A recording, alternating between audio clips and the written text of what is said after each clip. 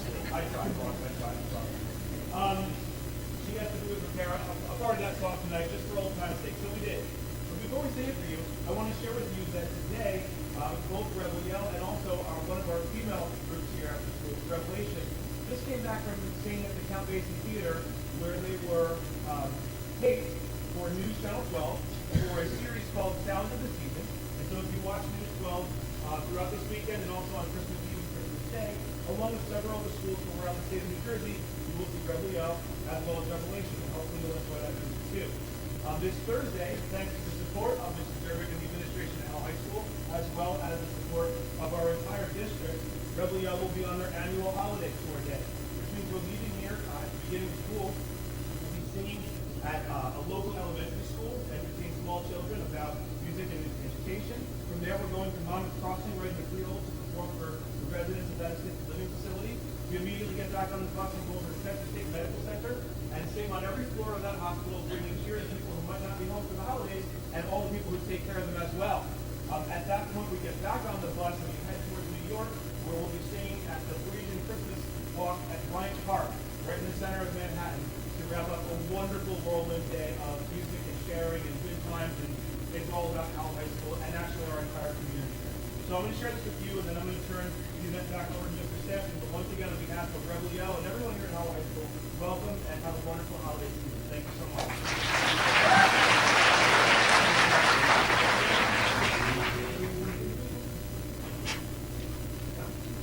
1, 2, 3, 4.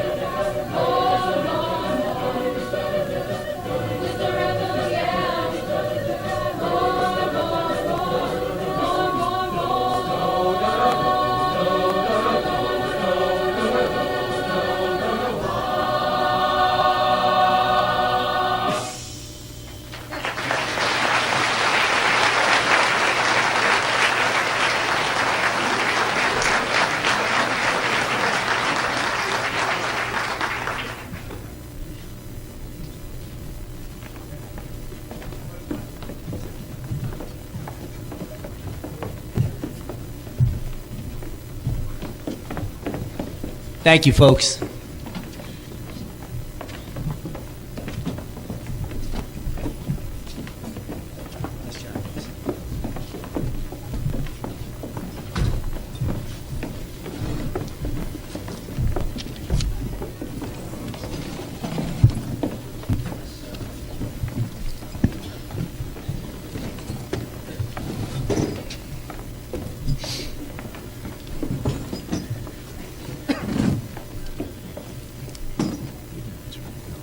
Well, we'd like to welcome you to Howell High School, and thank you, Mrs. Durbick. It's always a pleasure to be here. Mr. Sampson, do you... Yeah, do we need any motion? Are we good? Okay. We need to just announce the adequate public meeting. Just announce the adequate notice. Oh, okay. A regular meeting of the Freehold Regional High School District Board of Education will be held on Monday, December 16th, 2013, at 6:30 p.m., and the board, upon motion, will convene into closed executive session.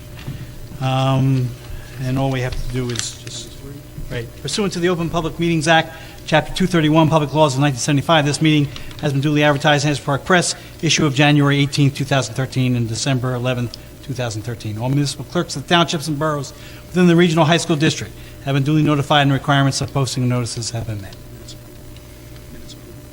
Minutes approval. Motion. Motion. Second. Second. Any discussion? Questions? Mr. Ashatolo? Yes. Mrs. Lavin? Yes. Mr. Lawson? Yes. Mr. Messenger? Yes. Mrs. Sotera? Yes. Mr. Moses? Yes. I abstain. That's a yes and an abstain at the same time? Okay. Communications, yeah, that's right. All right.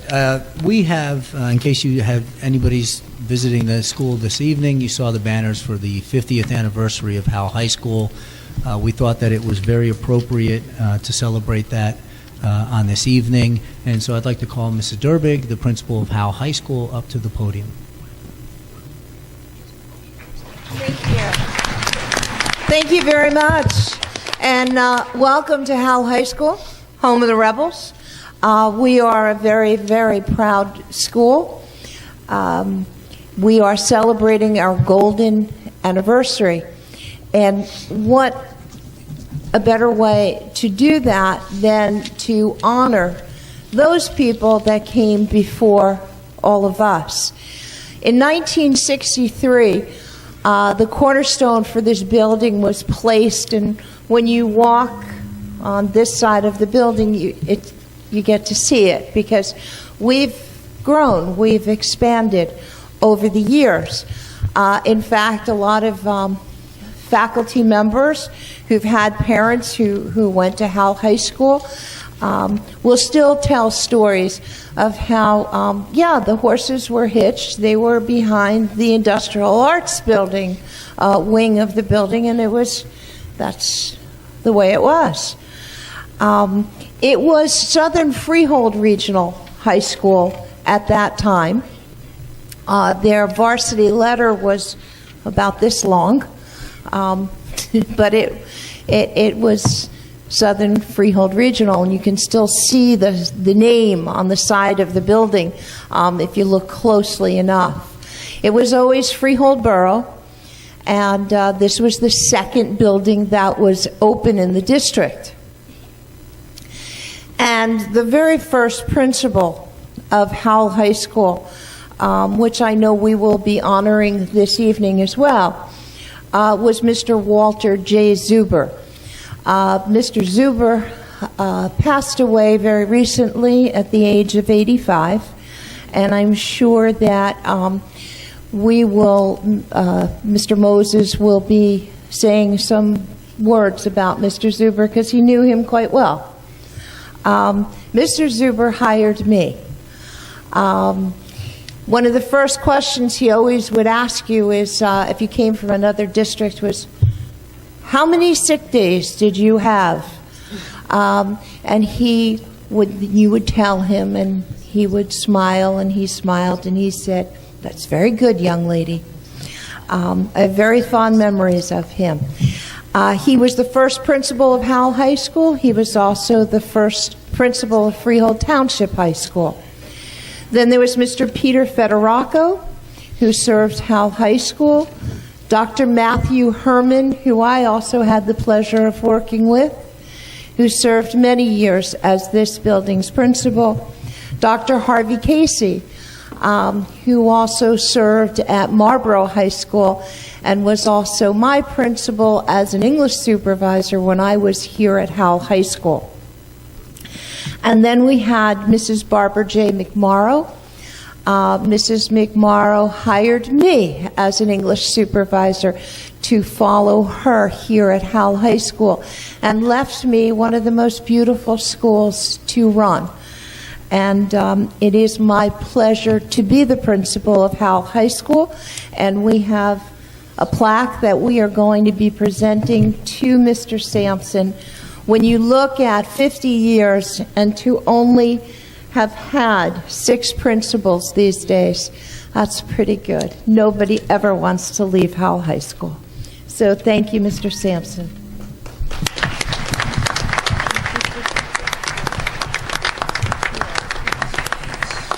And we have our mayors here. We are very, very fortunate. We have 2 municipalities that we serve directly here at Howell High School, and that is our mayor of Howell Township, Mr. Bill Gatto. We are so pleased that Deputy Mayor Rob Nicastro is also here this evening, and he has something very special to present. And then we're going to hear from our Farmingdale mayor, and that is Mayor Jay Morgan. Thank you.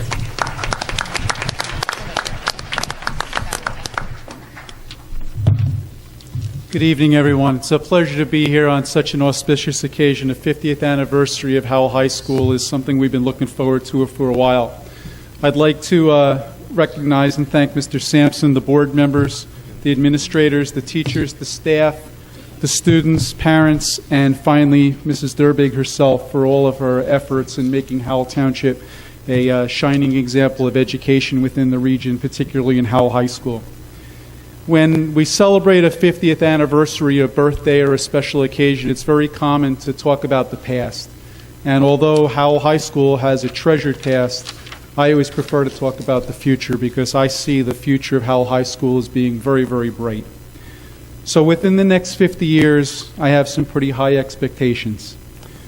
Among those expectations will be that this school will produce the future leaders in government, in business, in education. This school will continue to be a shining light guiding young men and women towards the promise of a college education or a promising career. It will be a haven for young adults that need direction. Taking care of our youth is the most important responsibility that we can have as leaders in any community. It'll give us all future moments of joy on the stage and on the athletic fields. And occasionally it'll make us all cry when we see our young children grow up at graduation and start the next chapter of their lives. And I hope to be here to see a couple of those graduations, one of my favorite events of the year. So with that, it's a pleasure for me to read into the record a proclamation on behalf of the Town Council of the Township of Howell, and I'll only read parts of it, the parts that I think are very important. Whereas 2013 marks Howell High School's 50th anniversary of excellence in educating the youth of our community and producing valuable members of society. And whereas Howell High School offers its students a full complement of educational programs and is home to the Freehold Performing Arts Academy and the Scholars Center for the Humanities. And whereas the students of Howell High School excel in the arts, literature, technology, and sports, and consistently earn awards and recognition in these areas. And whereas it is believed that the success of Howell High School can be attributed in part to the dedications of its principals, including current principal, Ms. Zena Durbig, who has directed the school with kindness and enthusiasm since 2002. Now, therefore, I, William J. Gatto, the Mayor of the Township of Howell, on behalf of the Township Council, do hereby recognize the 50th anniversary of Howell High School with pride in this high-caliber, dynamic institution of education. Ms. Durbig, board members, faculty, and staff, congratulations for all you've accomplished, and we wish you well for another 50 years of success. Congratulations.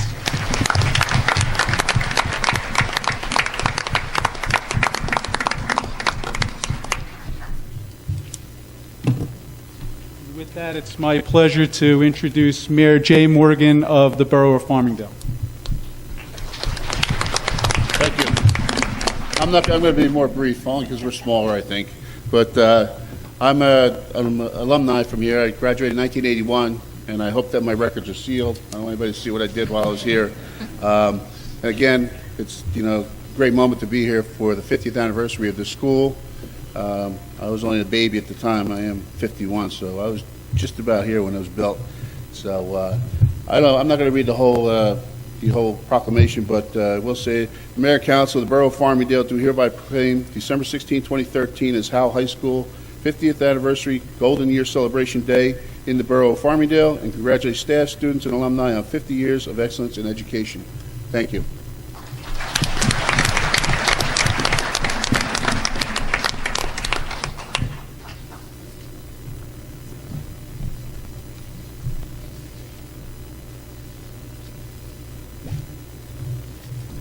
Thank you for coming out this evening. I know that as the holiday season is upon us, that all of you are very busy making the rounds in other places, so we appreciate you taking the time to recognize Hal on this wonderful occasion. So thank you, and thank you, Mrs. Durbig, for helping prepare that.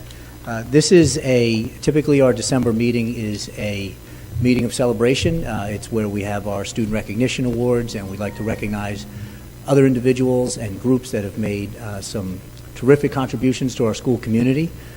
And I want to thank the parents, first and foremost, for coming out with your children this evening. I know that this is a very, very busy time of the year for folks, but we feel very strongly at the regional that sometimes we don't spend enough time celebrating all the success that surrounds us and all of the wonderful, wonderful accomplishments of our student body through multiple pathways, not just simply academic, but on the athletic fields and extracurricular activities, contributions to their community.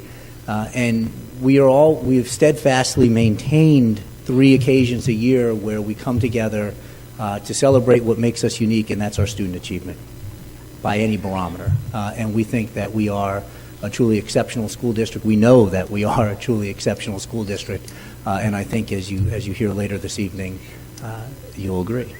A little background on our next presentation. We, and I've said this at the board meeting a couple times, in 2012 and again in 2013, the Freehold Regional High School District won the New Jersey School Board's exemplary program designation. And to put that in perspective, New Jersey School Boards Association hands out 1 exemplary program designation a year.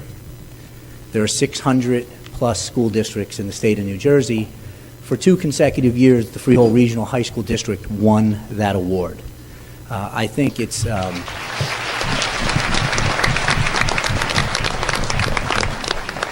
good crowd. I like that. But this year we won it with a program, and I have a sort of a prepared statement about it because I want to give it its due. But the program that won this past year for us was truly a unique partnership of school and the business community and multiple schools within the district coming together. So bear with me and I'll give you the background. On behalf of our district administration and Board of Ed, Freehold Regional High School District gratefully acknowledges the community collaboration of Wegmans Food Stores and our school programs in culinary arts and the animal and botanical sciences.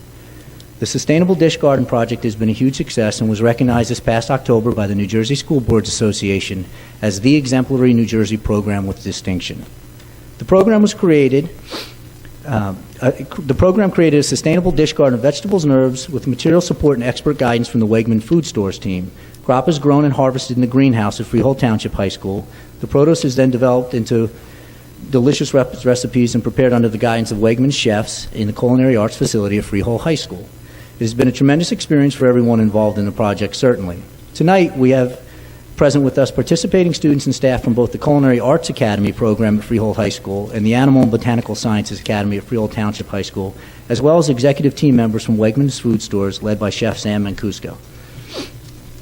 I'm going to call folks up momentarily, and I want to make sure that I get everybody's name correct. But as I call you up, if you could please come and stay in this front area of the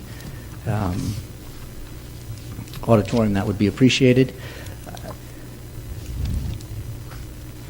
And I can't say enough about Wegmans on this project. So for those of you who don't know, we have a greenhouse at Freehold Township High School. We engaged in a program with Wegmans where they've been very given of their time, both a financial and a human capital support. Our students at the culinary academies, it's really a farm-to-table program that was quite unique, I think, in the state of New Jersey, that we managed to do that all within our district. So I would like to call forward Chef Mancuso, who's with us, I believe. He's not here? Oh, I apologize. Okay. Brianna Capacasa? Excuse me if I get the names incorrect. Staffing Coordinator, Wegmans, New Jersey Division. Peter De Raimondo, Produce Coordinator, Wegmans, New Jersey Division. Chrissy Balestros, Human Resources Representative from Ocean Wegmans. Nick Tassi, Merchandise Area Manager, Ocean Wegmans. If they're not all here, I still want them recognized, so it's fine. We can clap. Chris Stratus, Executive Chef, Manalapan Wegmans. Phil Levenfuss, Executive Chef, Bridgewater Wegmans. Kelly Rolden, Human Resources Representative, Woodbridge Wegmans. And I'd like to also call down the students that were involved in the project from both Freehold Township High School and Freehold High School. Alexandra Wilson, Emily Carr, Michaela Kramer, Rebecca Shannon, Sydney Gavinelli, Gabby Galtiero, Anna Sofia Fernandez, Brianna Dowd, Medina Demery, Matt Bonnet, Madison Black. I'd also like to call Principal Higley from Freehold Township High School. From Freehold High School, I'd like to call Principal Jewell to the front as well. Student members, Allison Basso, Jonathan Cavalieri, Cynthia Streeter, Christopher DeGoa, Catherine Aurelio, Alana Marquardt, James Robinson. Is Chef Kovac here? Okay.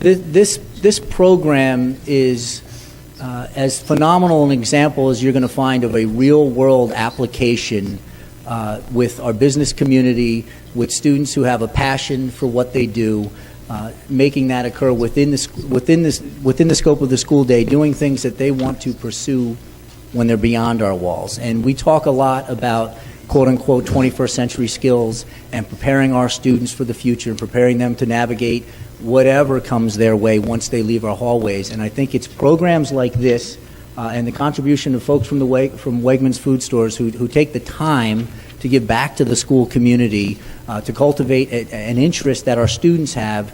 And if you want folks who are going to be able to pursue their passions and help students pursue their passions beyond our walls, this is a phenomenal example of it. So on behalf of the Freehold Regional High School District Board of Education, I'd like to present the Wegmans team with a token of our appreciation and congratulate our students on bringing honor to our school district. So thank you very much.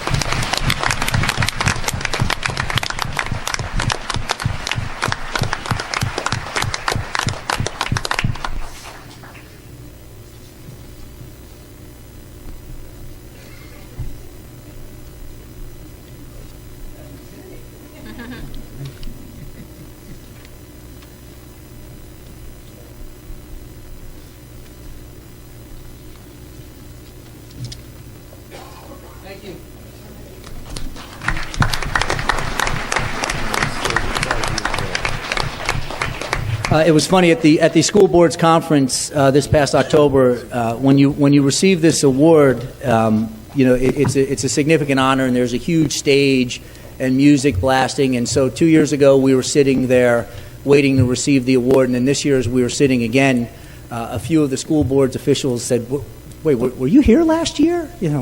That's correct. We won it 2 years in a row, and sort of the slack-jawed appearance of folks was validation of work well done. We are moving into our student recognition portion of the evening, and I'd like to just preface the evening by saying we do this 3 times a year. I usually vary the order by which we call the schools up to recognize the students, and we do that because obviously we have a number of folks who want to be recognized, who need to be recognized, and we try to accommodate busy schedules and such. But what I'd like to ask the audience to commit to, if you can, is to watch all of our students be recognized. Sometimes we do this and folks sort of pile out after their particular school is recognized, and I think that all of our youngsters who are being recognized this evening deserve everybody's applause. So I just ask you, I know everyone's busy, I know this is a very, very hectic time of the year, but if you can find it within your schedule to stay for all of our folks, I think it's a nice validation to the work that our students put in.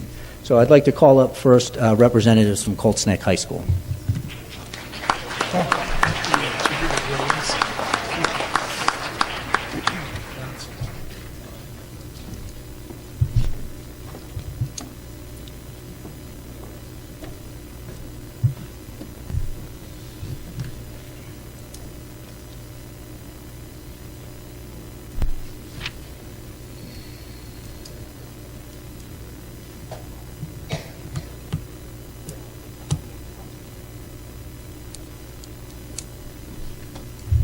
They make the rookie go first, I guess. That's how it works.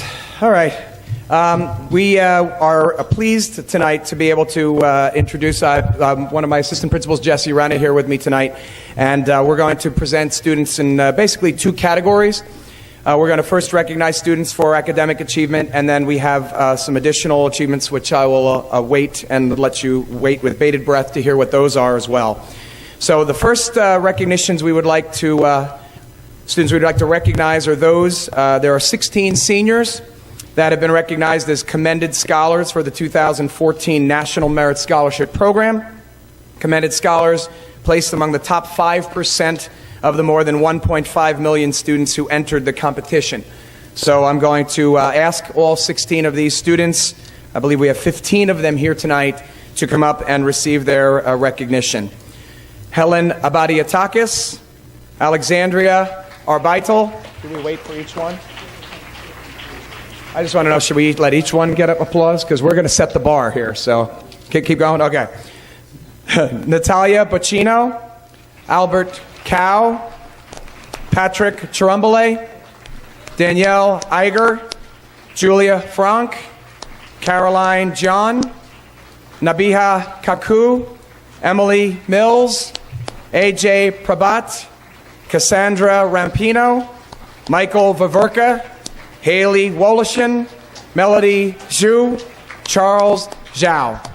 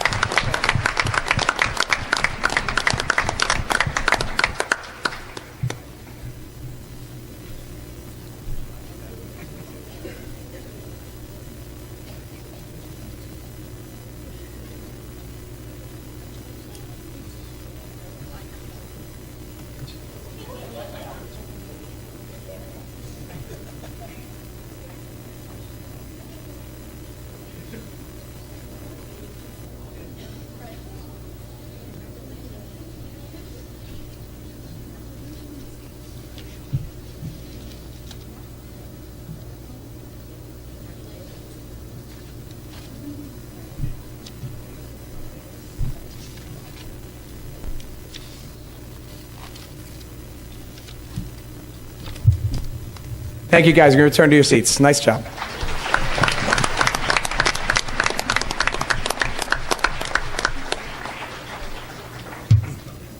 Following that up, officials of the National Merit Scholarship Corporation have announced that 4 Colts Neck High School students have been named as semifinalists in the 59th Annual National Merit Scholarship Program.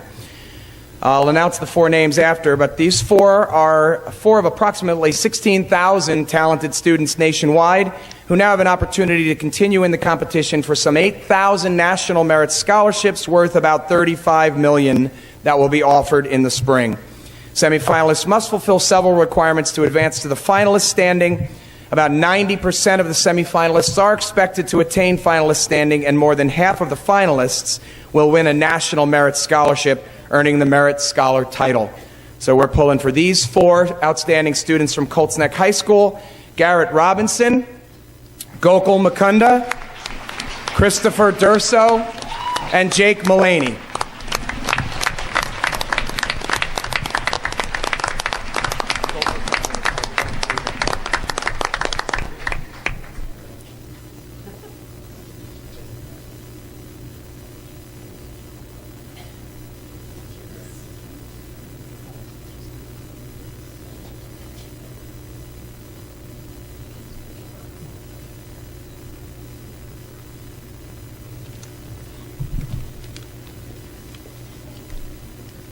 Guys, return to your seats. Congratulations.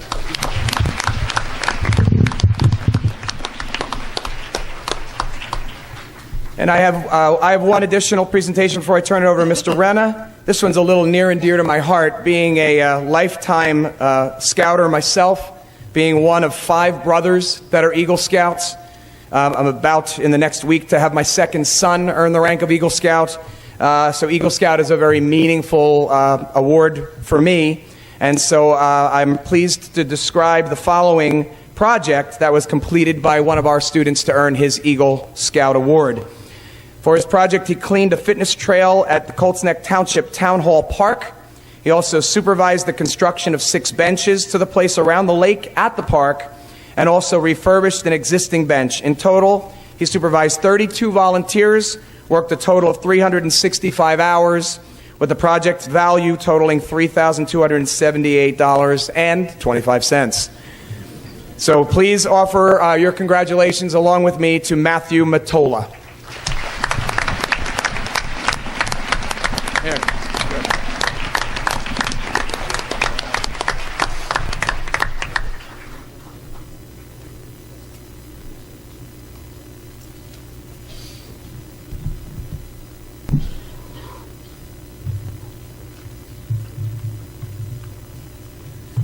Congratulations, Matthew. And here's Mr. Jesse Renna to present a few additional awards for Colts Neck High School.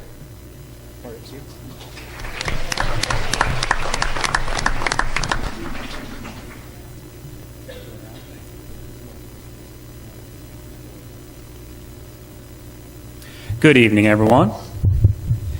Next up for Colts Neck High School, our FCCLA, for those of you that are not familiar, that's the Family, Career, and Community Leaders of America. Our FCCLA chapter had several students attend the Fall Leadership Conference in Edison, New Jersey on November 25th, and several of these students ended up as gold medal winners. So if you're here and I call your name, come on down and we'll talk a little bit about your accomplishments. Dana Godrich, Brittany Gonzalez, and I don't think she's here, but I'll mention her name anyway. She was part of this, Haley Cecino. These 3 young ladies were gold medal winners in the Membership Magic. Membership Magic is an event to create a display that utilizes the National Membership Kit. The objective was to help chapters develop a membership plan and bring recognition to FCCLA and Family and Consumer Science programs. The event helps chapters launch their membership strategies and gets the members to actively participate early in the school year. Dana, Brittany, and Haley created a plan that would be extremely useful to increase awareness and interest among the student population. Great job, girls.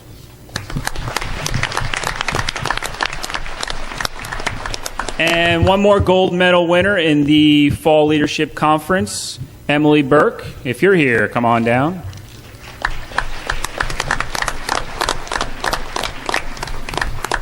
Emily was a gold medal winner in the Passion for Fashion Design Challenge. The Passion for Fashion Design Challenge is an individual state event that allows participants to exhibit their fashion design creativity and construction savvy by creating either an outfit for a 12-inch fashion doll, such as Barbie, or an 18-inch doll, such as the American Girl. Along with the sewn outfit displayed on the doll, participants had to submit a file folder that includes a fashion sketch. Emily constructed a layered skirt, baby doll top, and a vest for an American Girl doll. Great job, Emily.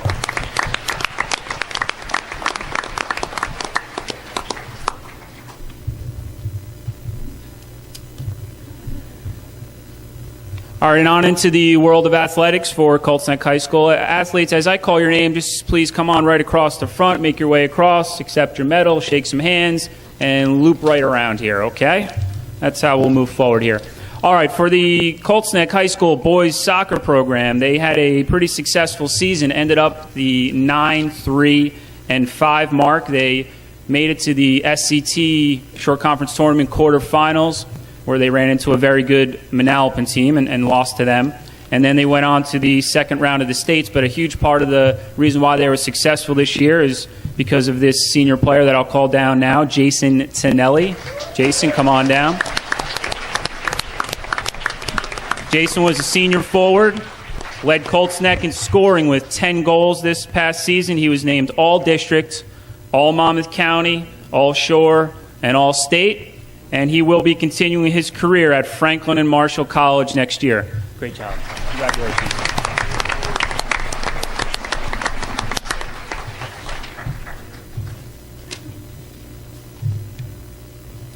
And for all you football fans out there, you're probably pretty familiar with the Colts Neck High School football program this past fall. They certainly put together quite an exciting season.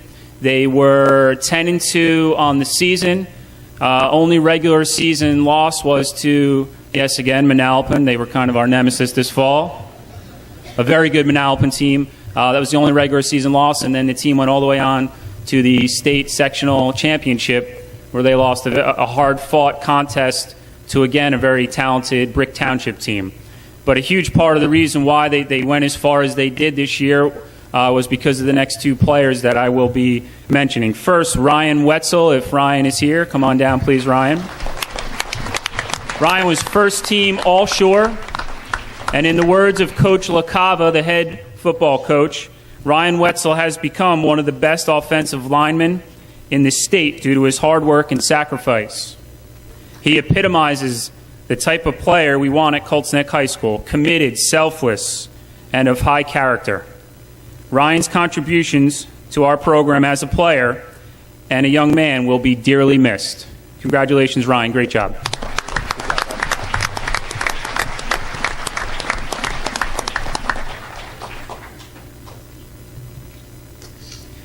And last but not least, for sure, Anthony Gargiulo. If Anthony's out there, please come on down, Anthony.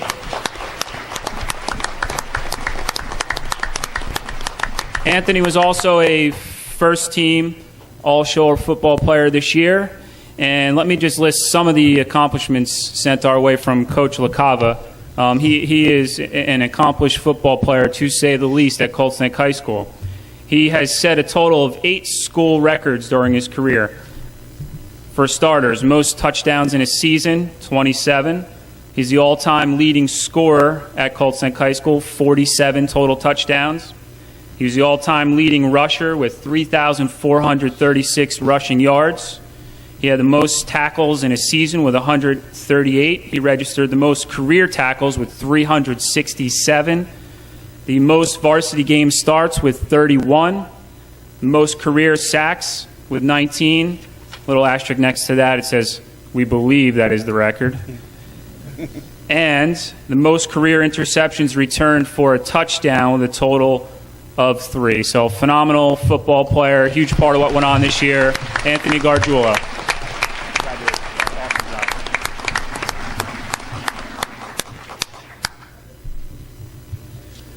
And that wraps up the medal recipients for Colts Neck High School. I'd just like to say congratulations to all the recipients this evening. Enjoy the rest of the holiday season, everyone. Have a safe trip home. Thank you.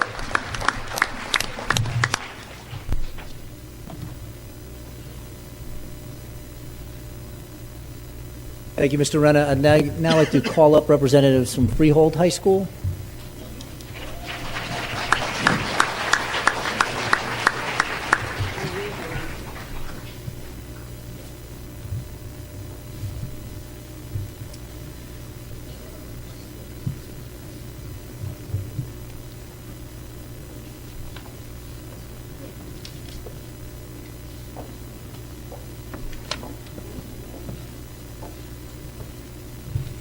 Good evening, everyone, and I know that I am speaking for all of the principals and everyone here tonight when I acknowledge that without the support of Mr. Sampson, our superintendent, who goes to so many of these events, the other members of central administration up at there that sit in Englishtown and make it their business to get out to and support a lot of the kinds of things that go on a regular basis in our schools, and also members of the Board of Education. Without the support, these kinds of nights don't happen. When the folks were here talking about the opening of Howell High School, I remember that vividly because I was at Freehold High School as a student, and we knew another school was kind of opening, but we really didn't pay too much attention to it because it was all the way down here. And then in rapid fire, you had Freehold Township open, and then Manalapan, and on and on and on. And now you look at where the district was, and when I was at school at Freehold Borough, it was just, that was it. That was the only show in town, and how much it's grown and all of the tremendous successes that our students have had. I'm going to talk tonight we had a lot of success at Freehold High School this fall. We had success in academics, we had success in athletics, and we had success in our music and arts program. I'm first going to start, as the principal of the school, with acknowledging the success that we had academically. Mr. Simon described to you what it takes to be a commended student in the National Merit Program, as well as a semifinalist in the National Merit Program. So these are extraordinarily talented students. I'm going to ask, when I call your name, that the commended students, National Merit students from Freehold High School come down. John DeBari, Robert Goldberg, Dominic Lamb, Hira Ramashami, Nishali Shah, Kimberly Tao, and Brian Yao.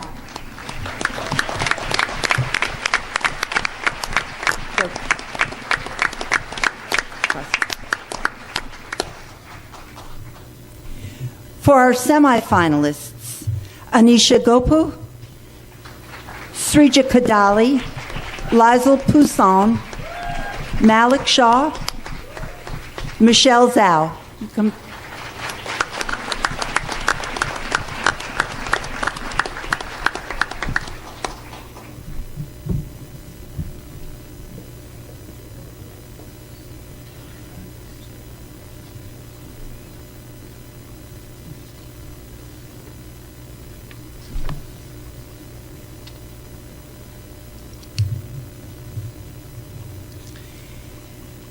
We had a number of students at Freehold High School that had perfect scores on the SAT. The SAT is a really hard test. And I look at it and think, boy, I'm really glad I didn't have to take this back in the day. But I'm going to break it down by seniors, and then by juniors, and then by category, respectively. Seniors with perfect SAT scores in critical reading: Elaine Liu, Nishali Shah, and Kim Tao.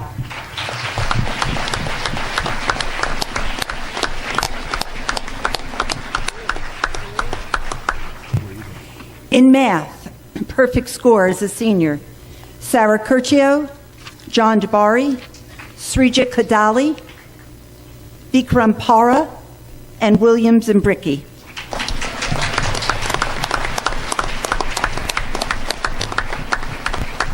Senior, perfect score in writing: Sanjita Eklara, Michelle Zhao.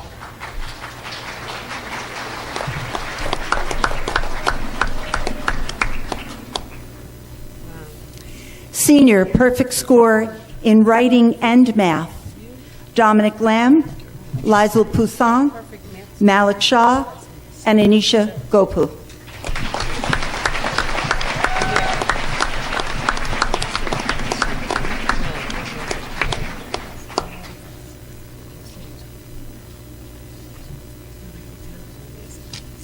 Juniors, perfect score in critical reading and writing: Ellen Wu.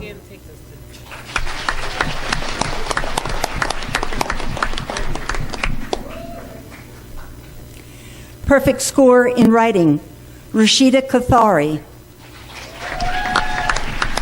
And Kit Rana, who could not be here this evening, Anisha Yeram.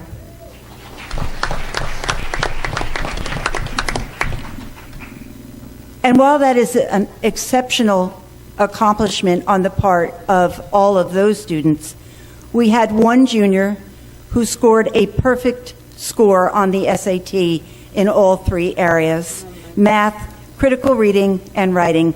And Michael Gao, if he was not sure if he could be here.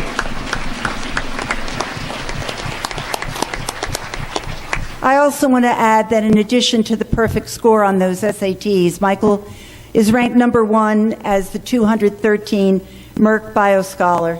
And since this summer, Michael has been doing research in Rutgers at the Nelson Lab. So quite an amazing resume for a junior.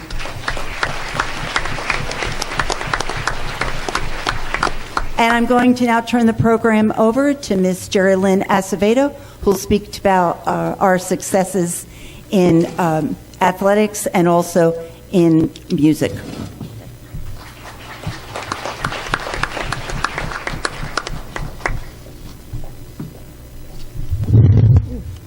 Sorry.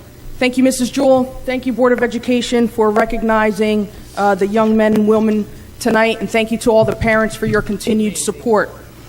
The first advisor that I would like to bring up is Mr. Gross and the New Jersey All Shore Chorus students.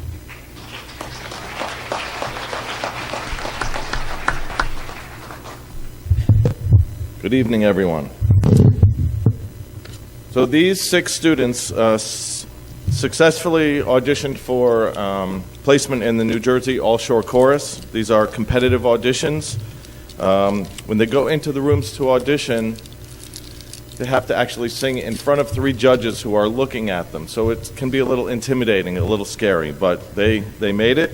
So I'd like to call up Michael Rea, Evan Kudish, Ethan Greenberg, Rachel Finger, Shannon Ray, and Claudia Gruber.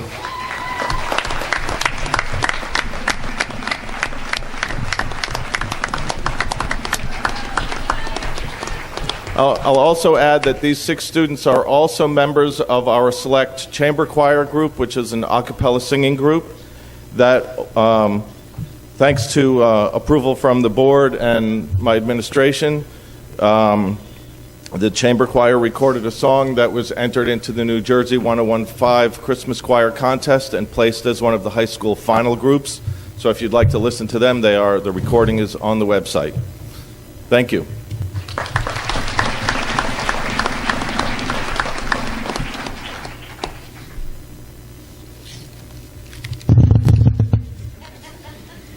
As Mrs. Jewell stated, we had quite an amazing fall athletic year this year. Every single one of our female sports not only made it to the short conference, but also represented the school well in the state tournament. So that was quite an accomplishment for all of our female sports in the fall. The first female sport that I would like to acknowledge is Coach Ingui and girls soccer.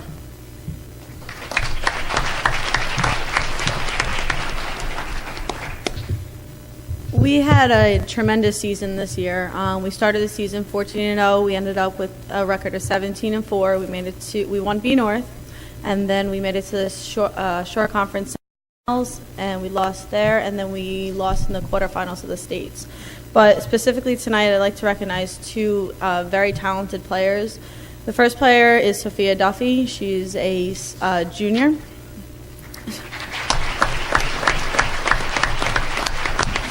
Sophia's passion for the game, when you watch her play, is written all over her face and all over everything she does on the field. She's one of the pillars on our defense that has only allowed 9 goals all season. This year, Sophia was awarded with an all-district honor, all-division, and first-team all-shore from the Arizberg Park Press.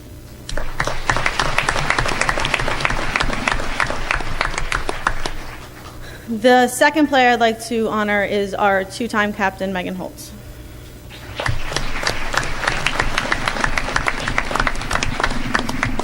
Megan's one of those players that is just totally irreplaceable. When you watch her play, you enjoy the game. Her footwork, her desire, the energy that she brings to the field is just incredible. She dictates the game with just a touch of the ball. And her 18 assists that she had all year long is a testament to that. She's going to Bucknell next year to play soccer, and she is also honored with all district, all division, first team all shore, and she also received second team all New Jersey from MSG varsity.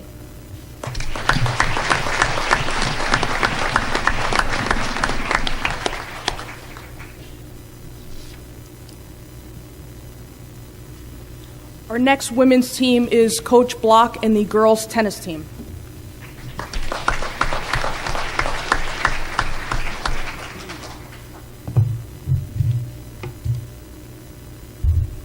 Good evening. Again, thank you, Board of Education, Administration, for bringing us all here this evening.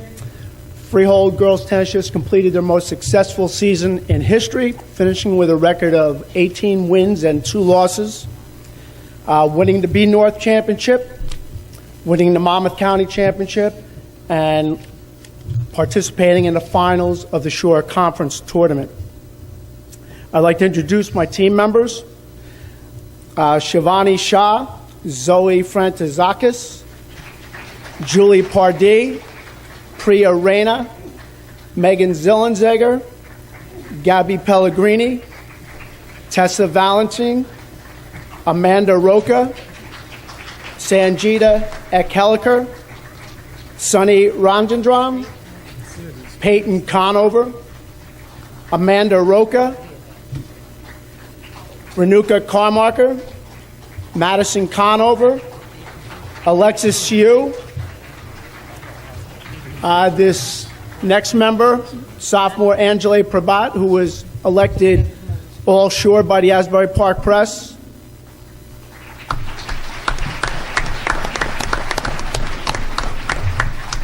And then finally, we got a present this year, a present from the Czech Republic. Her name is Michaela Misha Lavata. She won the Monmouth County Tournament, singles.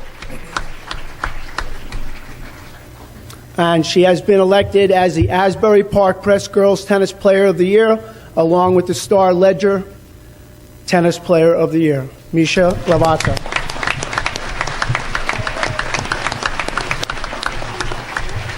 And we'll get back to Ms. Acevedo.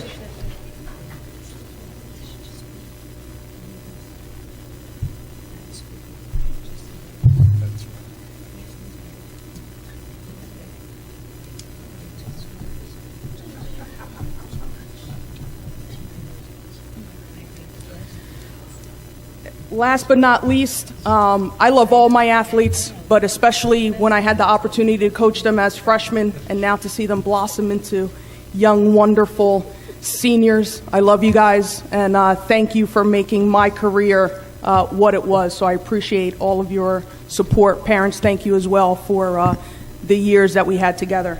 Coach Craig and assistant coach Stan Parker.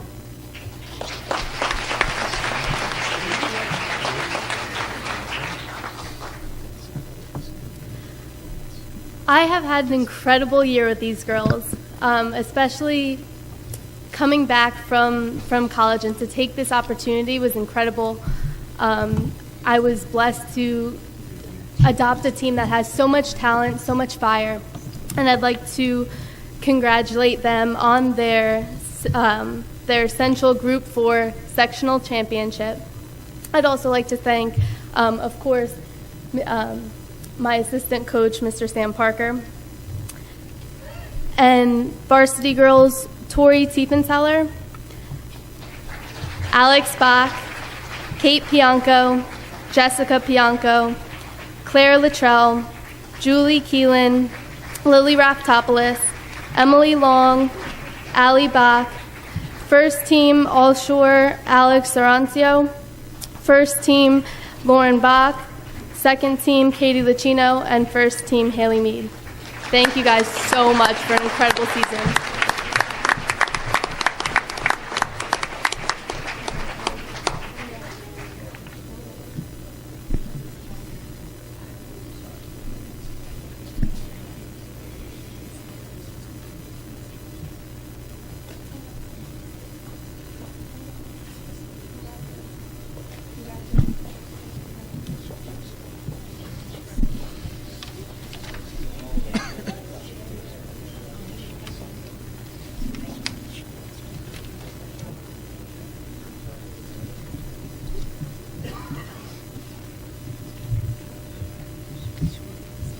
Thank you, Freehold High School. I just want to raise this up. My license does say 5'11", and I'm sticking to it. I'd like to call up representatives from Freehold Township High School.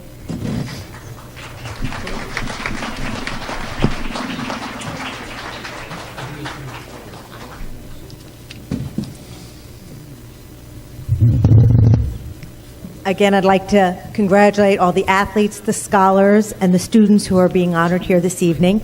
And I'm going to turn this over to Mr. McAvoy.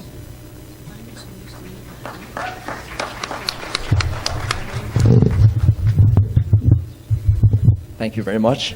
Happy 50th birthday, Howell High School. The building looks great. It does, great job. First, I also want to bring down our National Merit Scholars. First off, Amanda Friere and Noah Salinas, who got the recognition for the National Hispanic Recognition Program with the National Merit Scholar. You didn't even know. Congrats. Where's he doing school?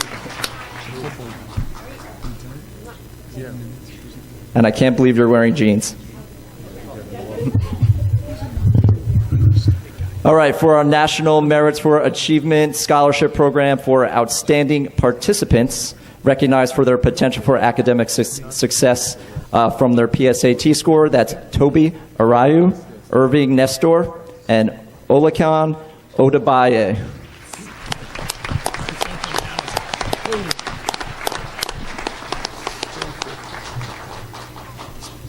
Congrats.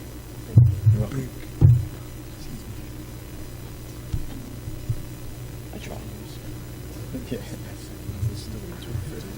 All right, our National Merit Scholars, our commended students are Mike Milo and Bethany Moe.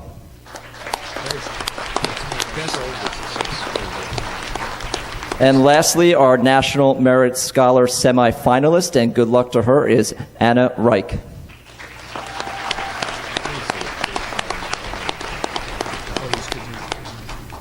Congrats. All right, moving on to the extracurricular. First, I would like to bring up our All-Shore Chorus, who I'd like to have them come up and perform for us. I'm kidding. If you are here, I know you're back there. Come on up. Please, All-Shore Chorus.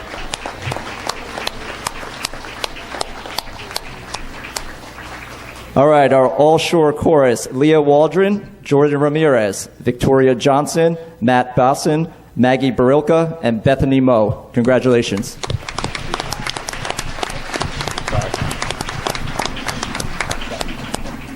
Sorry.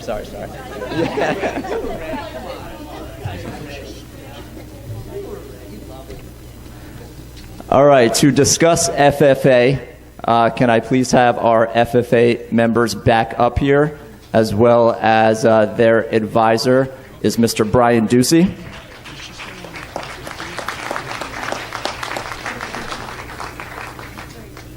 For a while, a few years ago, I was the advisor or the supervisor of the Animal and Botanical Academy, and I also was the supervisor of the Family and Consumer Science. Now, as a single guy, I was able to be taught on how to cook. So I really make really good chili. But from your program, went to some workshops on soil. I went to some workshops on flowers, and I really can make a really good wreath. So, also, Mr. Ducey, about a week ago or 2 weeks ago, another thing that I learned from this academy was that I had to call them during our Battle of the Classes. Some students called me out where I had 800 students for Battle of the Classes, and a student said to me, "Can you look? There's an animal under our vending machine." So when I took a picture of it, it was our chinchilla from the Animal Academy. So I asked some of the students, is this animal, can it bite? And they said, well, maybe. So it took a while, about 2 hours, and for some of these students, we did get that chinchilla back. So a round of applause for them. All right, so Mr. Ducey. Well, that's a tough act to follow. Thank you, Mr. McAvoy. Thank you, Ms. Higley, Superintendent Sampson, esteemed board members. This is an honor for me to stand in front of you again. As an educator, we spend a lot of our energy telling your students how strong, how talented, how excellent they are. And tonight I have an audience to share some of their accolades. I'd like to start out with, again, the FCCLA. We met from them earlier this evening. The FFA is a career and technical student leadership organization. And this October, they went to their leadership conference in Monroe, New Jersey. And our officer team, through their passion, through their leadership for their chapter, the Animal Botanical Science Academy, and their career cluster, won the Outstanding Officer Team. So I'd like to introduce them. starting out with Michaela Kramer, Rebecca Shannon, Samantha Clark, Madison, and pardon me here, it's Madison Back. There was a autocorrect earlier, and you might have heard her name as Madison Black earlier. It's Madison Back, I assure you. Anna Sophia Fernandez, Brianna Dowd, Alexandria Wilson, Matthew Bonnet, Emily Carr, Medina Demiri, Brenda Reyes, Sidney Gavinelli, and Gabby Galtiero.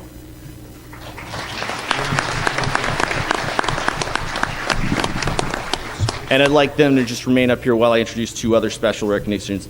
Emily Carr at that event won Outstanding Pitch for a 3 to 5 minute impromptu speaking about her passion, which is agriculture.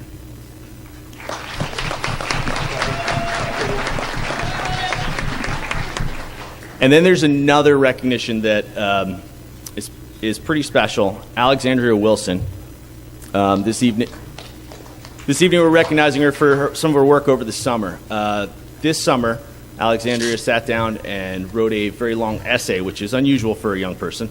But she again, igniting her passion this year, sought to enter an essay contest about world hunger issues. She submitted the essay to the Norman Borlaug Institute, and for those of you who are unaware, Norman Borlaug is a Nobel laureate, received the Congressional Medal of Honor, and has been accredited for saving millions of lives by breeding wheat and ending hunger in large areas throughout the globe. Alexandria's essay was about the improved agricultural practices in Uzbekistan, and her essay was selected as one of 200 students across the United States and the world. She was out this October in Des Moines, Iowa, and she presented her research and her findings, shared them with some other students. And something I like to share with my students is, with hard work comes great opportunities. And hopefully Alexandria, as it is being selected for the Global Youth Institute, she will have the opportunity to apply for the 2 internships. There's Borlaug-Run International Scholarship, where she might wind up spending 6 weeks in such exciting places as Costa Rica, Egypt, India, Malaysia, Mexico, Nepal, and the list goes on. There's also another internship that she might receive, which is the Wallace Carver internship, which would be through the USDA here in the United States. So we wish her all the luck in both those pursuits.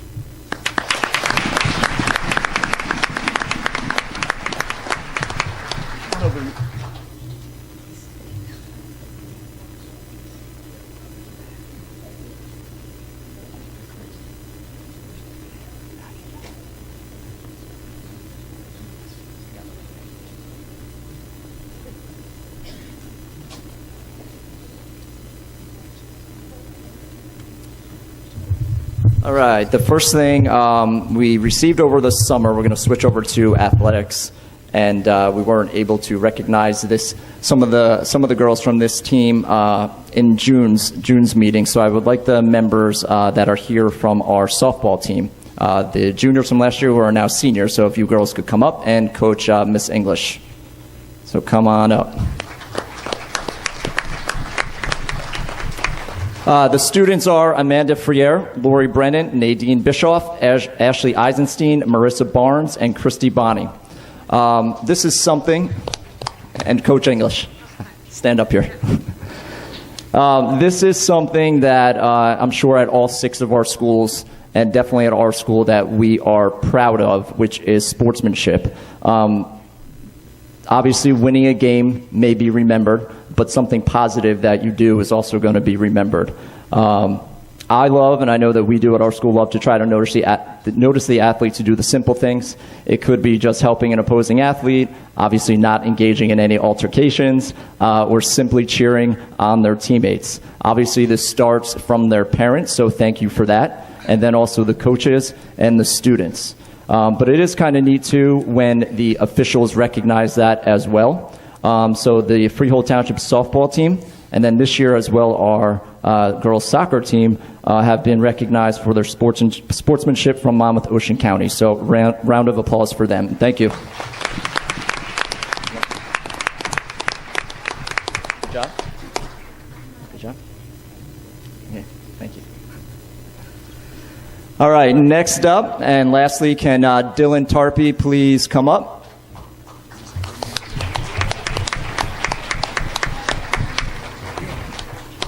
Dylan, you can also run if you would like. I was just saying they walk so slow. This is, I got some things from his coaches, as well as what I see too. So obviously New Jersey, one of the toughest states to win at, you can kind of stand there, at any state level in cross country. To have that amount of success against the level of competition is really a fantastic achievement. Dylan has also had a major impact on his teammates' success as well. By training with his teammates, he increases their level of effort, and he has also positively impacted his teammates by helping them to be part of 2 state championship teams, with the majority of the team points coming from Dylan himself. On top of all that, Dylan personifies greatness in terms of his sportsmanship and camaraderie. He respects the sport, his coaches, his teammates, the opponent, himself, and me as well. He is a terrific role model for student athletes of any sport or level, and he is very quiet, and he goes about that with his business and leads by example. Academically, Dylan is in honors classes, holds a 4.3 GPA, and he does very well in his classes. A well-rounded, very talented student athlete. Right now, he holds the school records in 500 meters, the mile, and the 2 mile. The mile run, his records are in 4 minutes and 13 seconds, and the 2 mile is in 9 minutes and 12 seconds. His 5K time is 14 minutes and 49 seconds. He is ranked the number 2 runner in the state of New Jersey, and he is also bankrupting me on banners.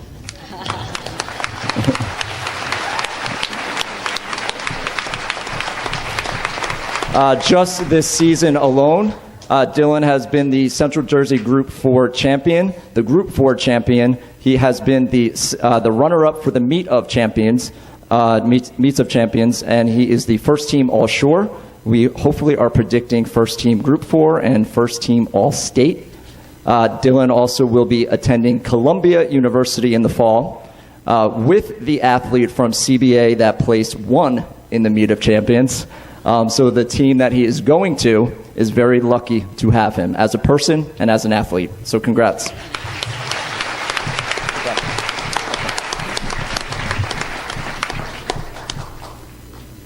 And that is done from Freehold Township. Thank you. Have a good holidays.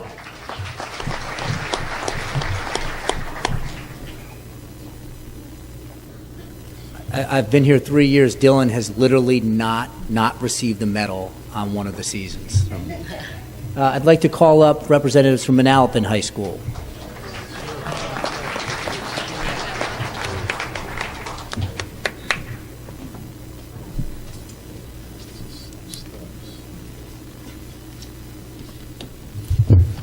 Good evening, ladies and gentlemen. On behalf of the administration at Manalapan High School, I'd like to congratulate all of our district medal winners. I'm going to bring up 2 of our esteemed educators at Manalapan High School. First, Ms. Chanel Powers, one of our AP biology teachers. She's going to give out some of our academic awards. And Mr. Phil Ricky, our SECA.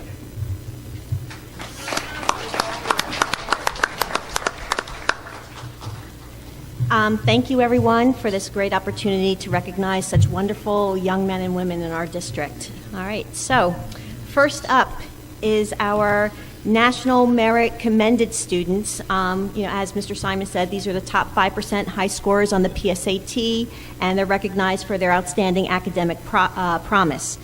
And that goes to the following students: Colin Butka, Zachary Caldaro, Christopher Colin, Avi Desai, Jessica Friedman, Brandon Garcia, Harrison Goldstein, Christopher Kim, Michael Oshatz, Shalin Patel, Asavari Fansa, Adam Weiner, and Stephen Zhu.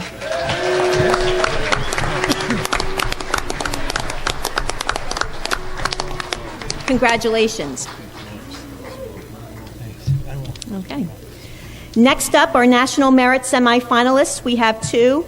Out of approximately 1.5 million students who entered the National Merit Scholarship Program, both Melanie Cotton and Kenneth Liu are two of the 16,000 semifinalists and who will continue to qualify to become finalists in the 2014 National Merit Scholarship Program.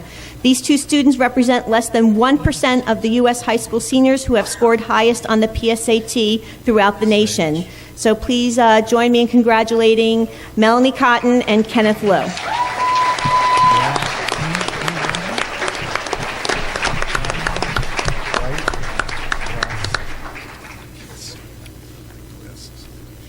Kenneth, you can smile. All right, okay. Go ahead. Congratulations. Kenneth, you should stick around. Okay. All right, our next award is AP Scholar with Distinction.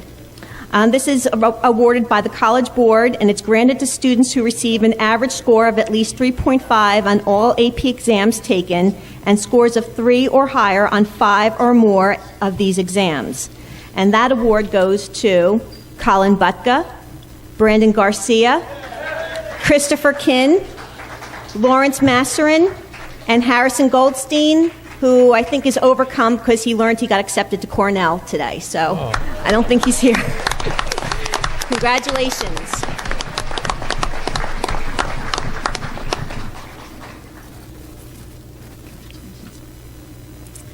Our next award is National AP Scholar.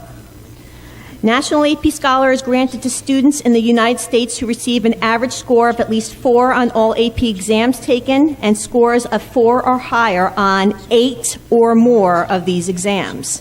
These students have taken AP Biology exam, Chemistry, Physics C and Mechanics, Statistics, Computer Science, English Language and Composition, Environmental Science, and Calculus BC. All right, and having scores of 4 or more, and I think it's mostly 5s. And that goes to Asavari Fansa, Jessica Friedman, Shalin Patel, Christopher Colin, Brandon Perumpal, Kenneth Liu, and Stephen Zhu.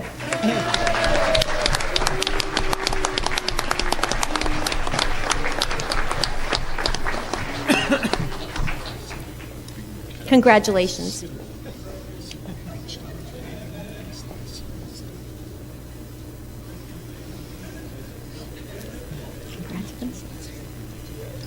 Right. Our next award is the National Hispanic Recognition Program Scholar. Brandon Garcia has been identified as an outstanding Hispanic Latino high school student. He is one of 5,300 Hispanic Latino students from across the nation selected from a pool of over 259,000 students who took the 2012 PSAT exam. He achieved a qualifying score on the PSATs as well as having a GPA over 3.5. Thank you and congratulations.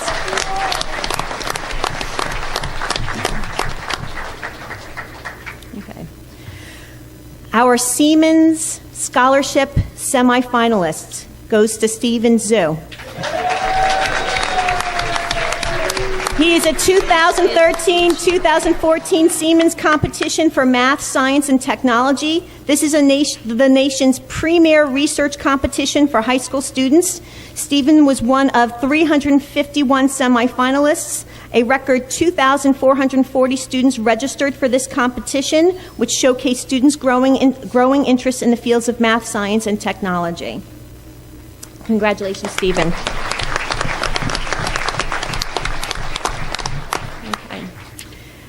All right, and our last academic one is for the CyberCore Computer semifinalist, and that's going to Christopher Colin.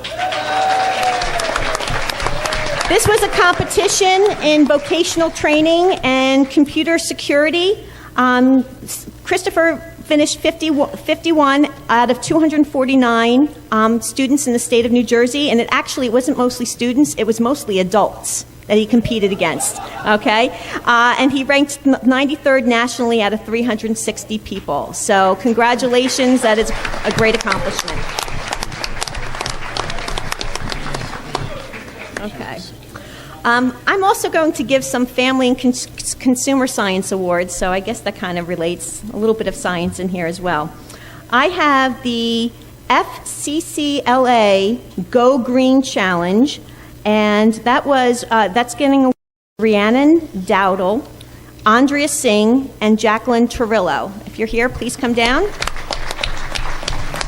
The Go Green competitive event is a state event conducted by the New Jersey FCCLA Fall Leadership Connection. It is a team event in which students work to create an effective, attractive, and unique lamp that can be used to enhance the home or work environment.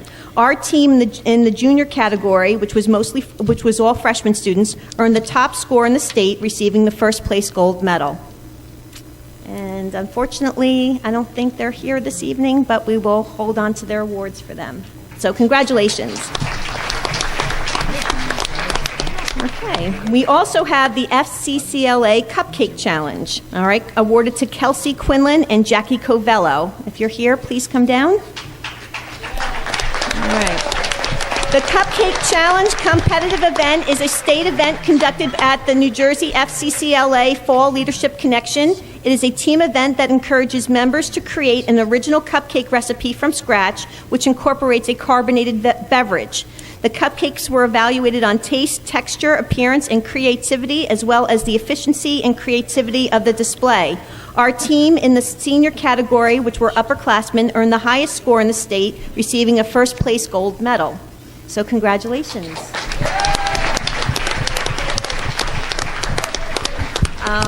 Thank you again, and happy holidays, everyone.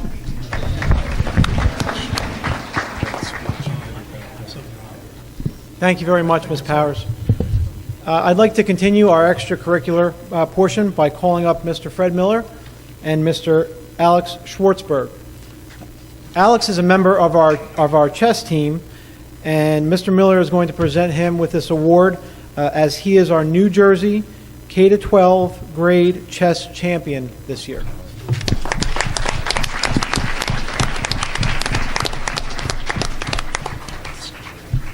Hi, good evening. On November 25th, Alice Schwartzberg, who's on the Manalapan chess team, competed at the New Jersey K through 12th grade chess championship held at Brookdale. Students from all over the state competed for the title of state champion for their grade.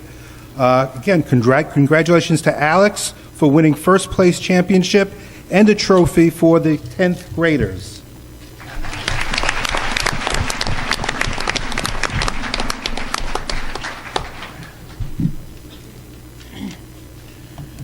I'd like to start Manalapan's portion of the athletics fall season by calling up Saeed Blacknall, a senior at Manalapan High School.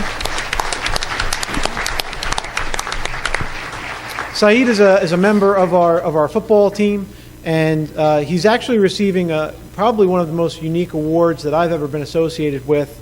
I'd like to introduce Captain Zach Smith of the United States Marine Corps. Captain Smith is going to recognize Saeed and present him with his football jersey to play in the All-American Bowl in this January in Anaheim, California.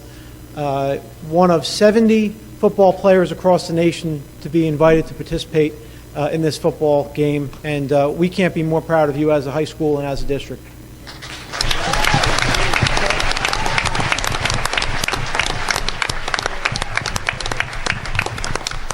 Thank you very much. Small correction. 90 of the nation's top high school football players, the United States Marine Corps, in coordination with 247 Sports, selects these young men because they're a notch above the rest. Okay, they get the opportunity to go out to Carson, California, and play in the Semper Fi All-American Bowl game. Top 90 players in the nation. Saeed is going to be out there representing New Jersey, more importantly, Manalapan High School and his family, his community. And he's going to get to wear the Eagle Globe and Anchor. That's the most important part of this, and that's what I'm most honored to be here for, is that Saeed is going to get an opportunity to wear the same emblem that I wear, the same emblem that we as Marines hold to an extremely high regard, the same emblem that we've worn for 2.5 centuries, starting in the Revolutionary War and all the way until Operation Enduring Freedom, Operation Iraqi Freedom, and today's operating forces. It takes a unique individual. Okay, there's a lot of all-star games out there, the Army All-American game, the Under Armour All-American game, but it takes a little bit a little bit something extra to play in the Semper Fi All-American game. Honor, courage, and commitment. Those are things that we hold to a high regard. Those are things that this young man standing next to me has demonstrated on a national level, and I want everybody to really appreciate that. This is a national game. 90 of the top football players in the nation. He's going to be playing amongst tomorrow's heroes in college football, and probably years from now, heroes in professional football. So it's my honor to announce wearing number 14 in the 2014 Semper Fi All-America Bowl game in Carson, California in the first week of January, Saeed Blacknell.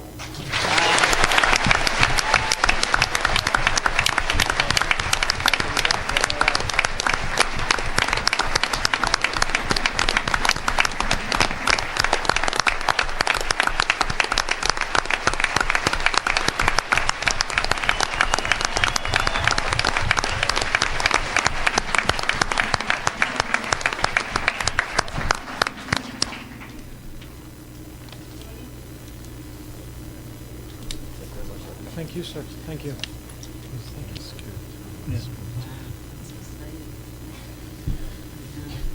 Congratulations again, Saeed. We'll be hearing a little bit more about Saeed in a little while. I'm sure he would say that this accomplishment was not possible without the support of his team, his coaching staff, his parents, and the community as well. I'd like to call up Coach Tom Lepori at this time, who's going to introduce some of our all-shore and all-state football players. Coach Ed Guerreri, our head coach, incidentally, the A-North Coach of the Year, could not be here with us tonight as he's at the all-state meeting discussing members of the all-state all-star team. So, Coach Lepori.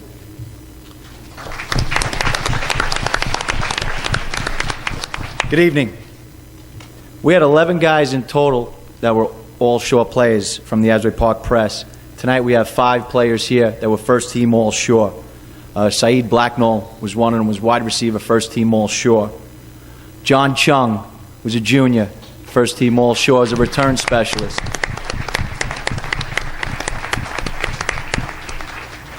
R.J. Krause, senior, defensive lineman.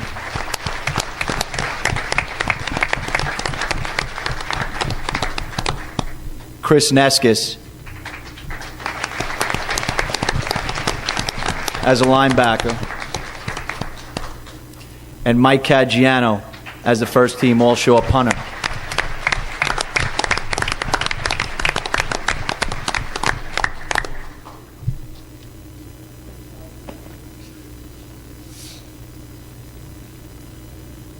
In college football, every year they have an award called the Maxwell Award.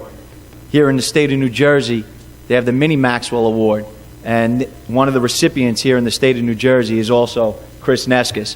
And there'll be a banquet in January where he'll be honored for what he does on and off the football field and in the community.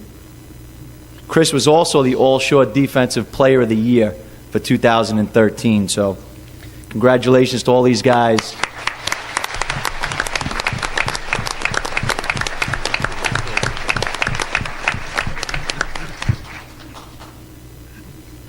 Thank you, Coach. I can't even begin to get into the type of football season that we had this year. It was phenomenal, to say the least. 4-time A-North champion, perennial powerhouse, to say the least. That's about as far as I'll go because, as they say in sports, when you're very good, it only is as good as the last game you play. But I'm very, very proud of this football team, as I am all the fall athletes this year. And they're a heck of a program. They're well coached and they're well supported. So congratulations to the football players. We were also very successful in soccer this year. At this time, I want to introduce the coaching staff of our boys soccer team. Just if you could give a wave, Coach Matt Vitale and Coach Kerry Eisman. They were assistants for the boys soccer program, Shore Conference tournament winners, A-North Division champions, and just a great bunch of young men. I'd like to call up Coach Natoli, That's Central Jersey Coach of the Year, Coach Natoli, and Shore Sports Network Coach of the Year. John?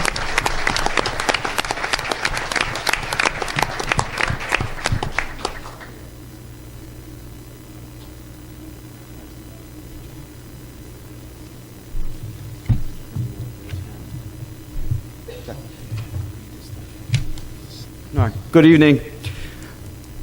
Like Mr. Ricky said, we had an outstanding season. We ended 19-3-1, and it was a turnaround from last year, as we finished 5-10-3. The guys not only were very, very talented, they were also very, very good friends off the field, and I think that chemistry transformed into a very, very successful season. Like Mr. Ricky said, we won Class A North, which is arguably one of the most difficult divisions around. We also won the Short Conference Tournament Championship for the third time. I'd like to introduce some of our guys. Some of them have been up here before. Some of them are getting a little dizzy. They keep walking around in a circle. But not everybody's here, but I'm going to recognize everybody. Again, my assistant coaches, Mr. Kerry Eisman and Mr. Matt Vitale. You guys.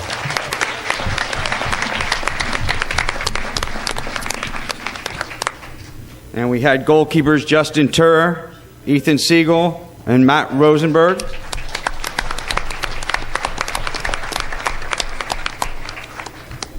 We had a super freshman this year, Rocky Garrettson. Also Tiago Reyes, Rob Pratka, Mike Bihar, Ryan Pillawar, and Ryan Hammer.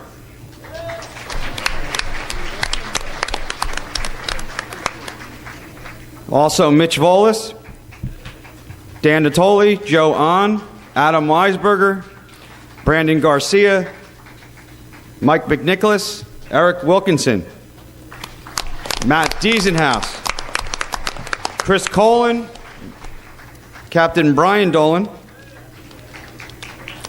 Kenan Kazar, Stefano Muniz, Pio Shiano Lamariello, Jordan Vance, G.J. Lockhart, Ayush Matal, Miles Schindler, Steven Zhu, and Mason Chin.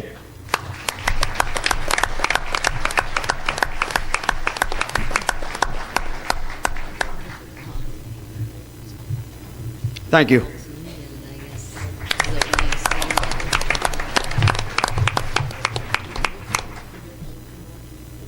Yes, he did. My apologies. On behalf of Coach Garrettson and the girls' soccer team, we do have one young lady that we're honoring tonight.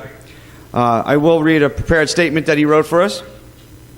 As a senior forward on the varsity girls' soccer team this fall, Mary Grace scored 10 goals and had 6 assists. She was selected to the first team All-A North and first team All-Shore Conference. Mary Grace is truly a remarkable young lady who will be attending the Naval Academy at Annapolis next fall. Mary Grace Monahan.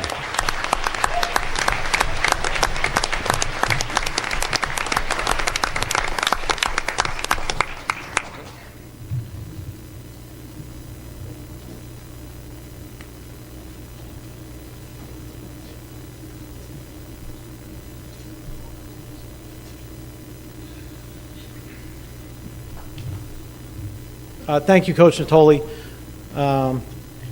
Just as a side note, and we're done with our Manalapan Awards, and I don't want to take up a whole lot of everyone's time, but I am an alumnus of Howell High School as well. And just as this program was starting, one of my best friends, colleagues, and also fellow alumnus texted me and said, "Are you sporting blue and gray?" And I looked down and subconsciously, I am sporting blue and gray, and Miss Durbig actually said something that makes a lot of sense, and that is, it is very, very tough to leave Howell High School. And as somebody who grew up here and walked these hallways and is a current resident, I love Howell. I love being here, and I want to wish the staff and students here a very, very happy 50. And Don't get me wrong. I love my Manalapan kids. I love all of yous. You know, everywhere we go, it's the home of the Braves. But for tonight and tonight only, go Rebels. All Good right. Good night, everyone. Happy holidays.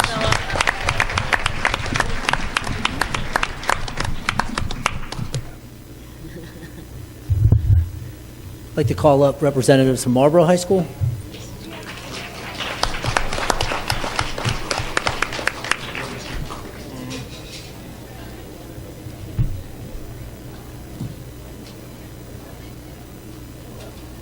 Good evening. I'd like to start by thanking the Board of Education, as usual, and Mr. Sampson for affording us this night to recognize our students, so thank you very much. And also, I'm just really simply amazed with the amount of talent, both academically and athletically, that's in this room. It is simply amazing, year in and year out, the talent that we have here. But with 31 years in education, it just doesn't happen. It happens because of all the support that is at home by the parents. So I think we really need to recognize our parents and give them a round of applause. And I would also like to congratulate you, Ms. Durbig, and Howell High School as well on your 50th. Congratulations. Before I hand the floor over to Mr. Ryden, I would also like to tell my students at Marlboro High School how proud I am of them each and every day on all their accomplishments. And I'm just very, very proud of you. And at this time, I'd like to call Mr. Ryden up here, and he'll recognize you. Thank you, guys.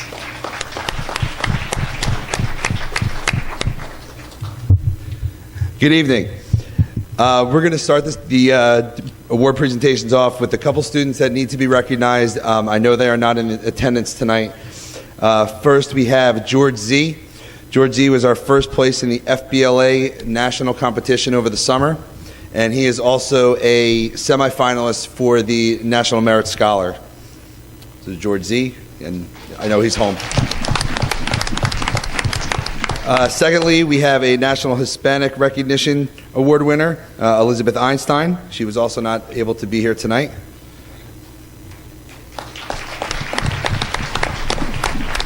And now I'm going to go over our National Merit Scholars, our commended students. So when I call your name, please come on down.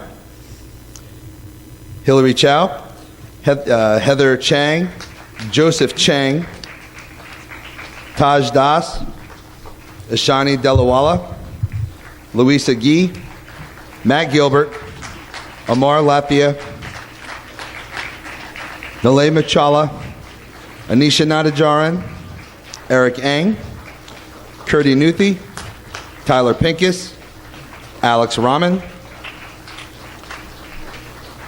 Urshka Sharma, Claudia Wong, and Andrew Yang.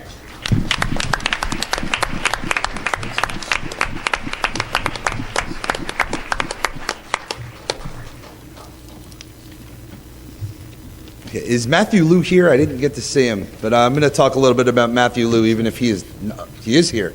Of course he is. Matthew Liu, come on down.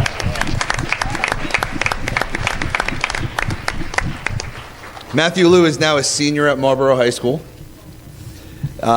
His music teacher, Mr. Dalton, wanted to be here, but it's his daughter's 8th birthday, so he was not able to attend. I'm going to tell you what Mr. Dalton wrote about Matt. Matt Liu is a phenomenal music student who has been honored at every single one of these student recognition programs since his freshman year. In addition to the various state and national awards for music composition, he has, as a violinist, placed in the Region 2 Orchestra every year, and he just did it again this past Saturday, the All-State Orchestra every year, the All-Eastern Orchestra, and tonight he's being honored and placing in the All-National Orchestra.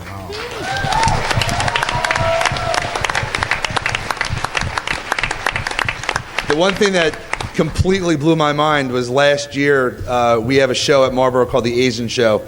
Matt comes out, and I'm thinking, oh great, Matt's going to play something on his violin. He comes out in a pair of like ripped shorts and a sweatshirt, and he goes, tonight I'm going to do a modern dance. And I'm like, okay. And he did this modern dance interpret. It was unbelievable. I go out in the hallway. I go, Matt, is there anything you don't do? And he just goes, athletics, and he walks away. But Matt, if you knew Matt, I mean, he is a phenomenal student and an awesome musician.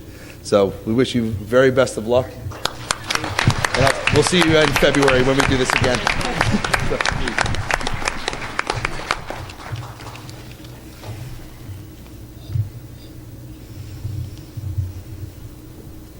Okay, I'm now going to call up 4 students: Martina Stewart, Ari Osterman, Robin Simon, and Alex Donato.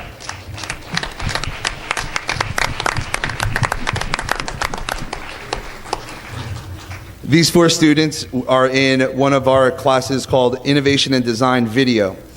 These students competed in a project called Protect Me with 3. It was a video contest developed in collaboration with the Partnership for Maternal and Child Health in Northern New Jersey and the New Jersey Department of Health. They did a video on a cartoon video on pertussis, and Mr. Lawrence's class actually had the most entries into the competition, and they won the New Jersey Award for it. The 4 of them worked together as a team. They won the award for Best Video. They're going to be recognized in Trenton in January, where they're going to receive an iPad and an iTunes gift card. I'm hoping they get 4 of them, because if they have one between them, don't know how they're going to split that up. So congratulations to you 4.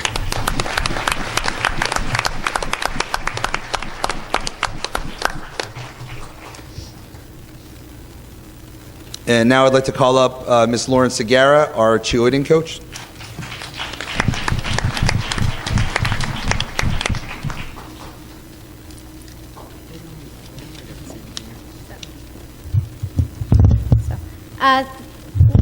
Thank you for having us tonight. It's not usual that we are able to honor any of the cheerleaders, but I'm here to honor a couple of the young ladies from the Marlboro High School varsity cheerleading squad. I'd first like to call up our All-American cheerleaders, and that is Jillian Diaria, Taylor Spiewak, Gianna Zamara, Jennifer Vatnick, Sydney Malud, and Claudia Garcia.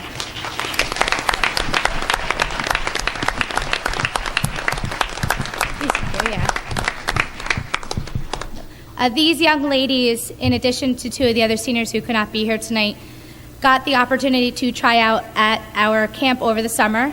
It is a 4-day intensive cheerleading camp in the Poconos. These girls tried out in front of 700 other cheerleaders, and they were out of about 100 that actually made the All-American cheerleading team.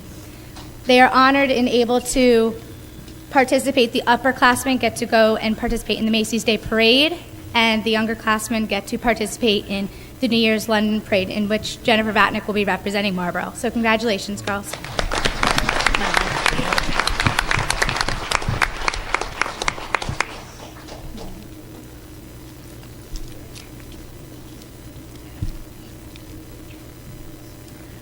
And lastly, I'd like to also honor 2 of the senior cheerleaders. We just came out that these 2 senior cheerleaders are my very first, and as well as Marlboro's very first all-state cheerleaders. In order to become all-state cheerleaders for the New Jersey State, they had to submit a video in which they had to exemplify their stunts, their jumps, tumbling, and their capabilities of a cheerleader. In addition to cheerleading, they also had to submit a resume, including their GPA and their other extracurricular activities. Out of the many different submissions that were submitted to the New Jersey State Cheerleading and Dance Association, these were 2 out of 25 cheerleaders in the entire New Jersey State that were honored. This past Sunday, we were able to go to a brunch that honored both the girls and the coaches, and it is my honor to present to you Sydney Malud and Claudia Garcia tonight. Thank you.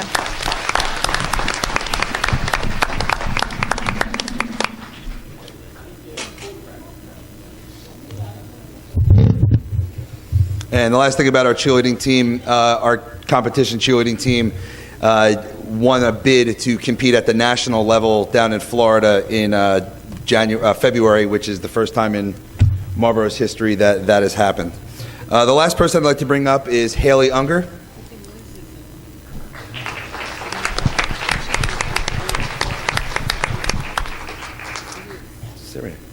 to talk about you a little bit. Haley Unger is a member of our girls volleyball team.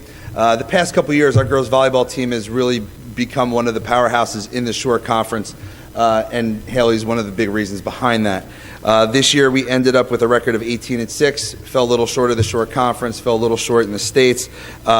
Haley ended her season with 188 kills, 39 blocks, and 18 aces. She was selected as the first team All-Shore girls volleyball on the volleyball team. She's also the captain of our basketball team, and she will also be going to the U.S. Naval Academy where she will be playing basketball. Congratulations, Haley.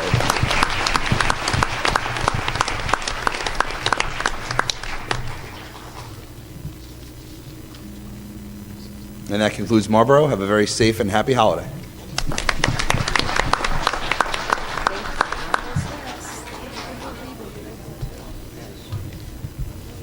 Who do we have left?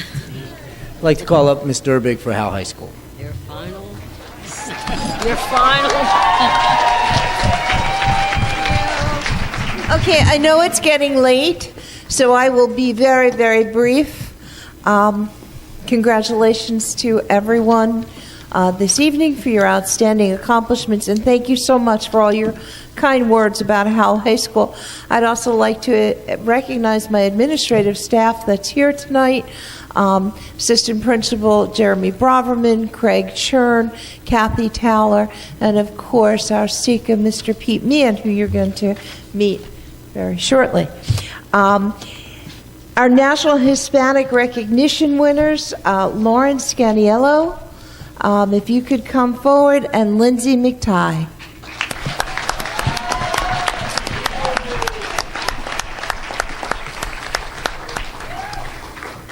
Congratulations. You can come this way, you go this way, and they're beautiful too. Congratulations. Our National Merit Recognition winners, Adele Conway. Adele? So cute. And Nicholas Ferraro. Congratulations, Adele. Congratulations. And Nick has a little bit of a fan club, and something else I want to say about Nick. Nick also, besides everything else that he does in running, oh, that's right. You're not the principal yet. Okay, Howell High School. Nick scored a perfect score on the ACT, and on the SAT, what did we miss it, by 50 points? It was really, really good. Perfect score in math? Reading. He's amazing. Thank you, Nick.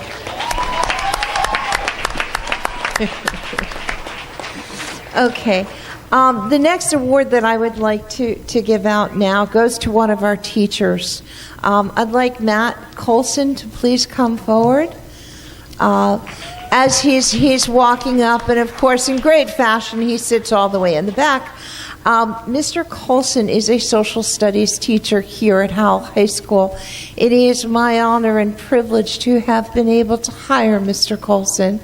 Not only is he an outstanding educator who teaches Western Civilization Honors Program, our Peer Leadership Program, but he also had the honor of a student who graduated submit his name for an award at Philadelphia University. And of all the entries, Mr. Colson was chosen as a winner of the Centennial Educator Award from Philadelphia University. And it's quite an honor, and we'd like to honor him this evening.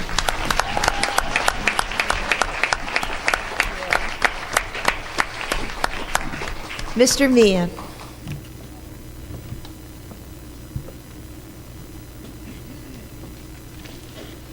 Good evening.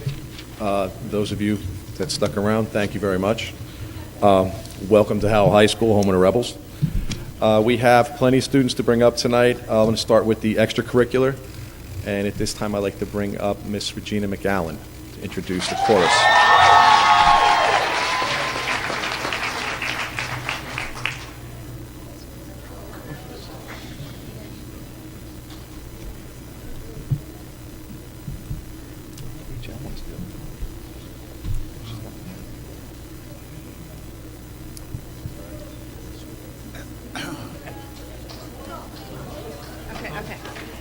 Just in the order of time, I'm just going to have the students come up with me so we can go through this.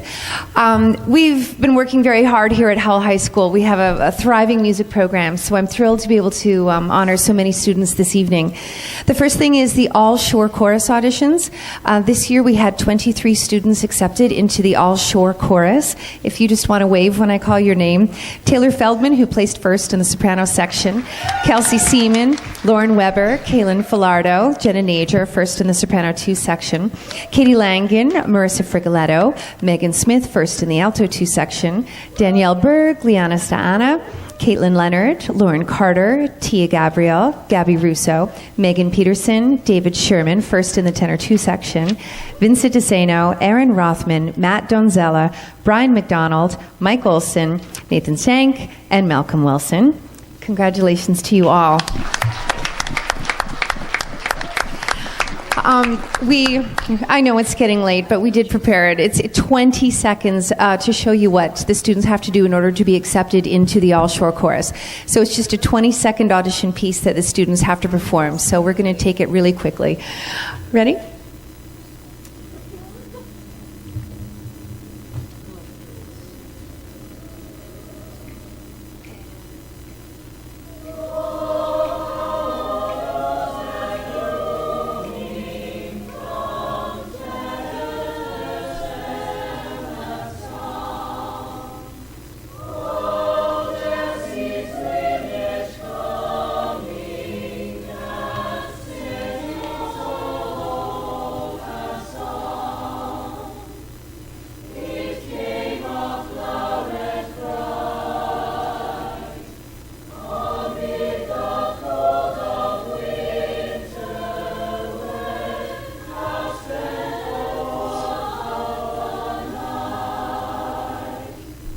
Thank you. Thank you. I'll just have you stay while I finish. We have not yet honored our all-state chorus students yet for this year, so I wanted to mention them as well. This year we had 19 students in the all-state chorus, making us the highest-placing school in the state of New Jersey. We had Sarah Bajor, Vincent DeSeno, Taylor Feldman, Nicolette Fino, Marissa Frigoletto, Ali Giannato, Caitlin Leonard, Jordan Carey Mitchell, Jenna Najar, Gabby Russo, Kristen Rutigliano, Sarah Schulman, Megan Smith, David Sherman, Lauren Weber, Nick Ferraro, Kelsey Seaman, Rebecca Bass, Katie Langen. So congratulations to you. I would also just like to point out that after all state, the top 10% of students in the state are invited to apply for All Eastern and All National. And we had 6 students this year at the All National Chorus, which made us the second highest scoring high school in the country. There was a high school in Alaska that beat us, and we were second. So Megan Smith, Jenna Najar, Marissa Frigoletto, Kelsey Seaman, Lauren Weber, and Nicolette Fino. Congratulations to you. They performed in Tennessee at the Grand Ole Opry, which was very exciting for them. 2 more, real quick. Kelsey Seaman, if you could step forward. Kelsey Seaman has also been the first person in Howell High School history in 50 years to achieve a perfect record in every musical opportunity offered and available to a high school student. Everything from 4 out of 4 years of All Shore, 3 out of 3 years of All State, All Eastern, All National, Rising Stars. If it's out there, she's done it. So congratulations to you.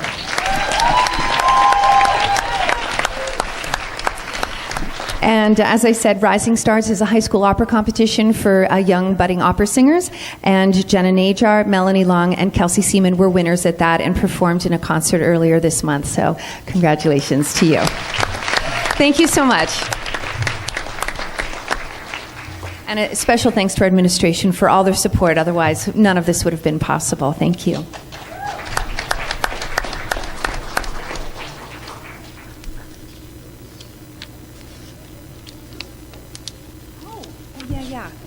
since I'll kill a little bit of time here, we also just got back from a performance at Carnegie Hall on Thursday night where we performed with Jackie Ivanko, the winner of America's Got Talent. It was a full house at Carnegie Hall, also Sir James Galway, and it was a wonderful experience with full orchestra, so that was a great opportunity for us. So we've been invited to attend Carnegie Hall next year in a performance, but the contracts have not been signed yet, but tentatively they're working on getting us a performance with Elton John. So that is not official yet, but we're in the works, so we'll let you know. Thank you so much.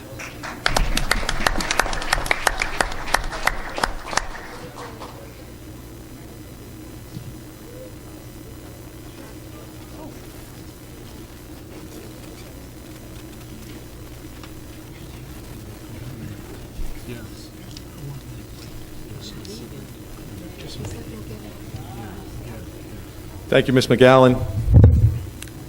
Thank you, Rebel Chorus, for bringing such honor to Howell High School.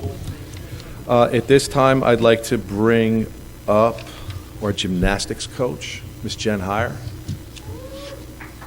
Jen had a great season. She was 9-1 on the year, A North champions, and she has a very special young lady she'd like to introduce to you.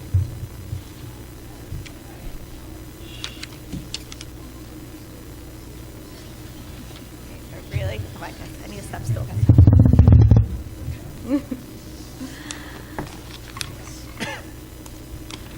This is my assistant coach, Sarah Phillips. I'd just like to introduce her. We had a very successful season, like Mr. Meehan said, and it would not have been capable without Sarah's help and without our very talented group of freshmen, who at this moment, I would like to introduce Monica Servideo, who is a freshman on the varsity gymnastics team. She competed all around for the team during our regular season and was a major contributor to the Rebels A North Championship and state qualification as a team, which we have not qualified since 2008 for. She qualified all around for all postseason meets. At Shore Conference, as a freshman, Monica placed third all around, fifth on the vault, sixth on the bars, first place on the balance beam, and 13th on the floor. At state sectionals, she took second place all around, third place on vault, fourth on the bars, third on beam, and second on floor, which qualified her to go to state finals, where she finished as her freshman year 12th on the vault, 10th on the bars, second on the beam, missing first by .025, sixth on the floor, and fifth all-around podium champion.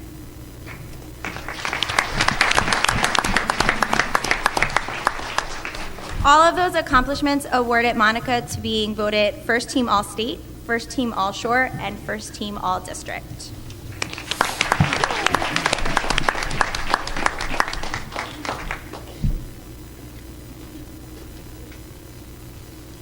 Thank you, Mrs. Heyer. At this time, I'd like to bring up two young men. Hopefully they're both here. Today I was notified that they were nominated for the All-State Soccer team for boys. That's Kyle Euro and Matthew Ciardo.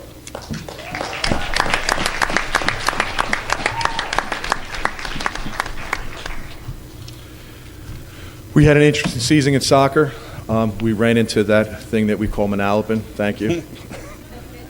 I think this is how many years in a row we played you guys 3 times.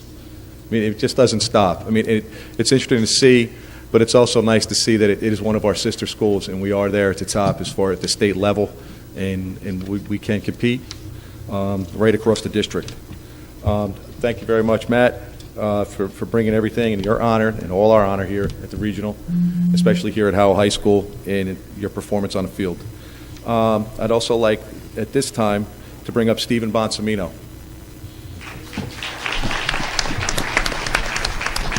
Stephen's a special young man here at Howell High School. Stephen is the captain of our football team. He was a 3-sport athlete. Last year as a junior, he was one of my tri-scholar athletes. He's in AP courses, honors courses. He works in the classroom, out of the classroom, as an athlete, as a student. He never, ever stops. He's the nicest boy you can meet in this building, as far as an athlete and as a student.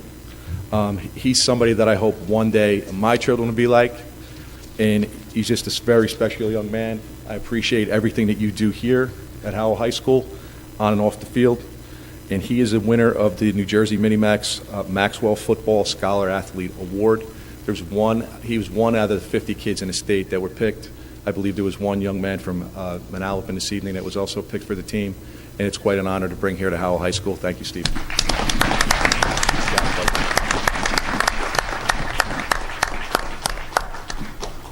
Howell High School is done. I'm going to turn this back over to Mr. Sampson.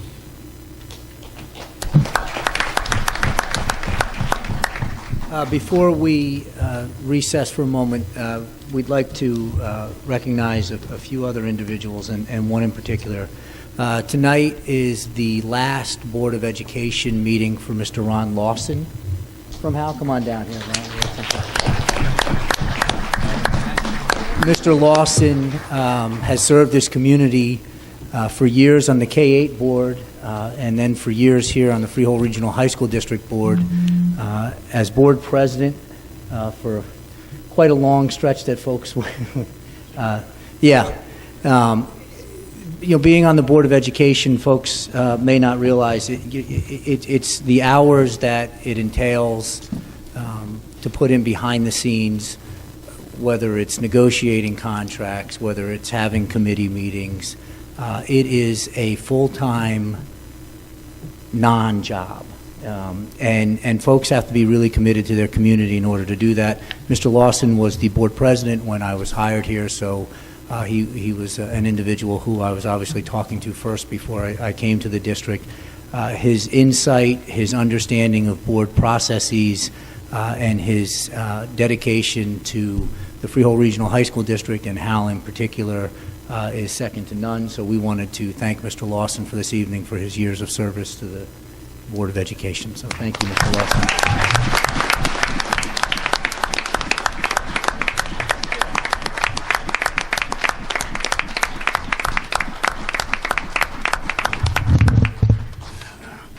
You know, back in April when I decided not to run again, I knew it would be bittersweet. I guess when you've put so much into something for so long, there's got to be mixed emotions when it's time to leave.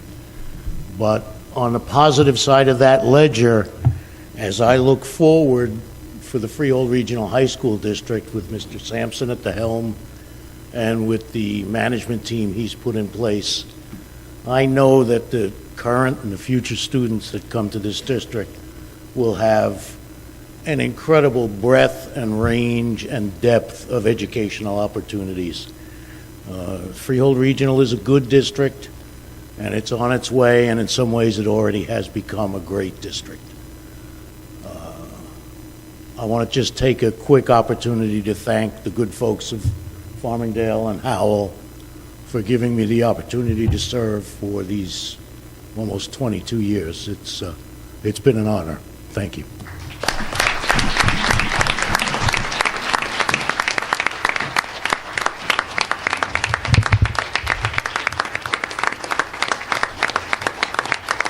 I just had to come up and I just want to read Mr. Lawson's plaque presented to Ronald Lawson in grateful appreciation for your outstanding dedication and service in the Freehold Regional Community 2013. And the reason that I'm up here is because Mr. Lawson was a real mentor to me. I've worked with him for almost 4 years, call you all the time. He never calls me, but I call him for advice. And it's very important that I appreciate, that I express my appreciation to him. Thank you, Mr. Lawson.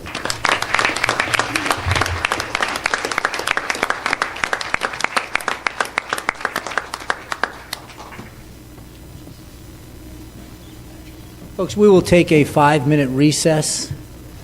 And we'll adjourn. We'll take a 30-second recess, and we will be back at it.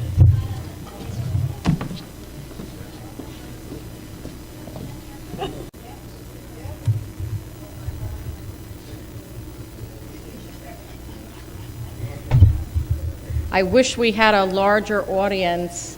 We had outstanding awards this evening and outstanding accomplishments of our students. I wish all of our parents and students could see the picture that I'm going to be painting this evening of our school district. But I want to thank Mrs. Durbick. I know she worked very hard putting together this evening. We have a festive auditorium that we celebrated with our parents and students. So thank you to Mrs. Durbick. We are extremely proud of the accomplishments of the Freehold Regional High School District.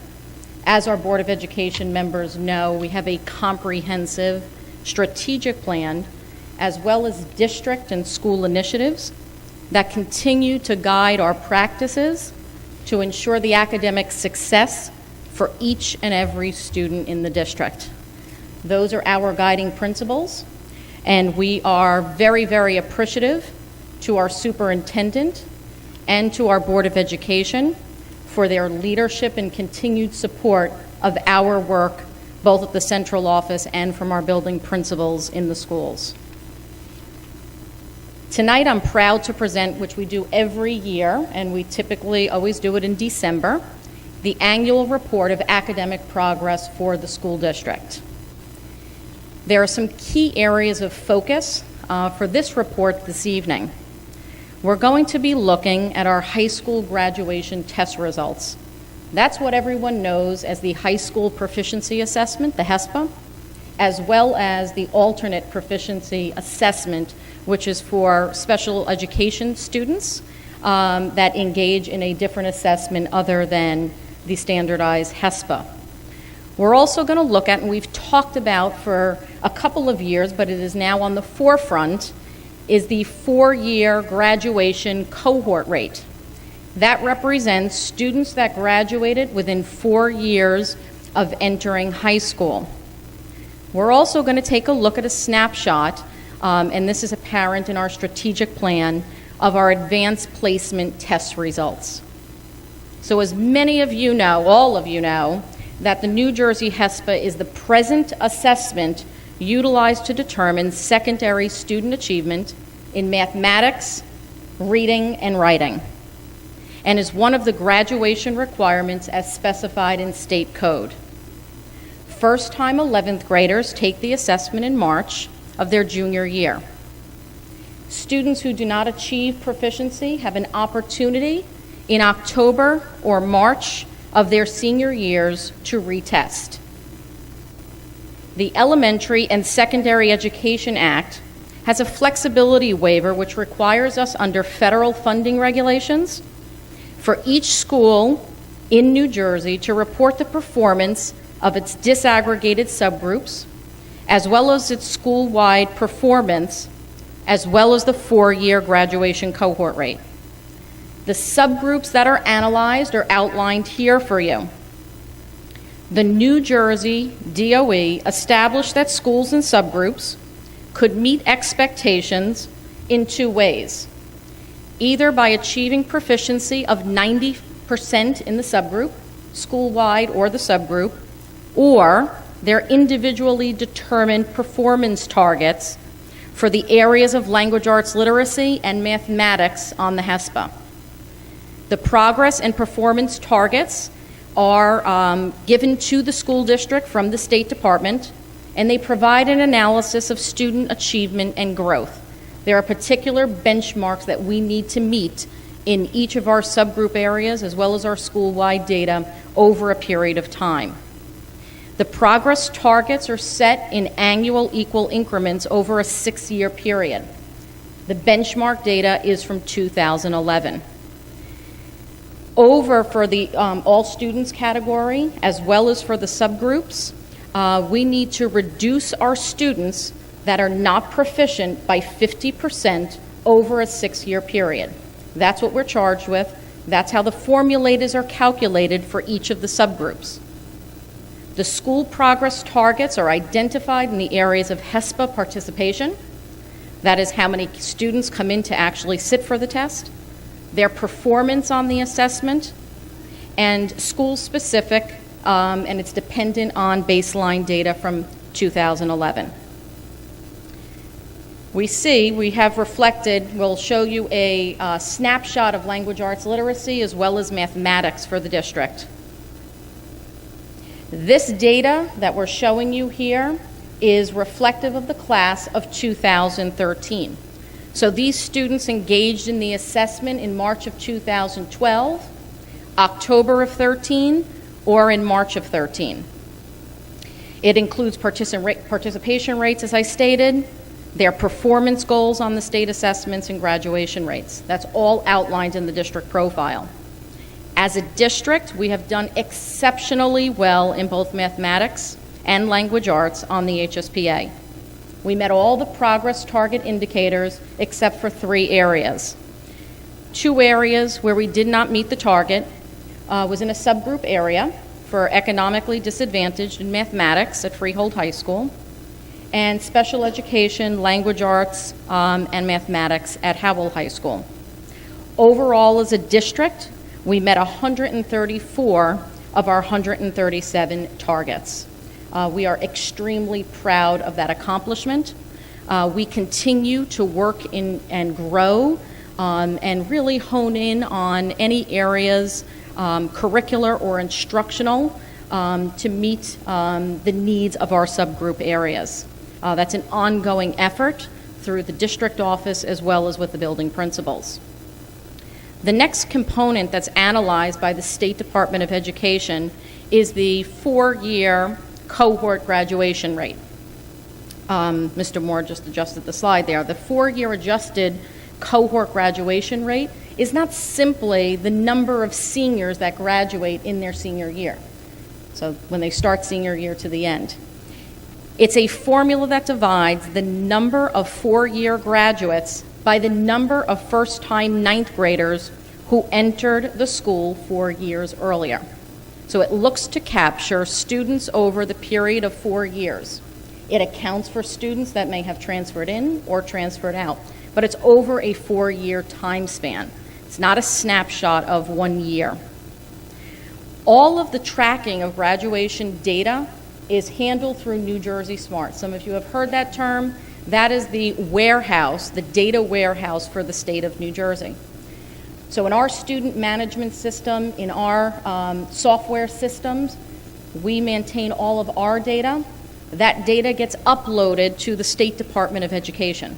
So it's critical from the school standpoint as well as the district that all of our data that is in our system is accurate. Of course, the test scores get uploaded right into those systems and go directly to New Jersey Smart, which is the way they get all of these profiles.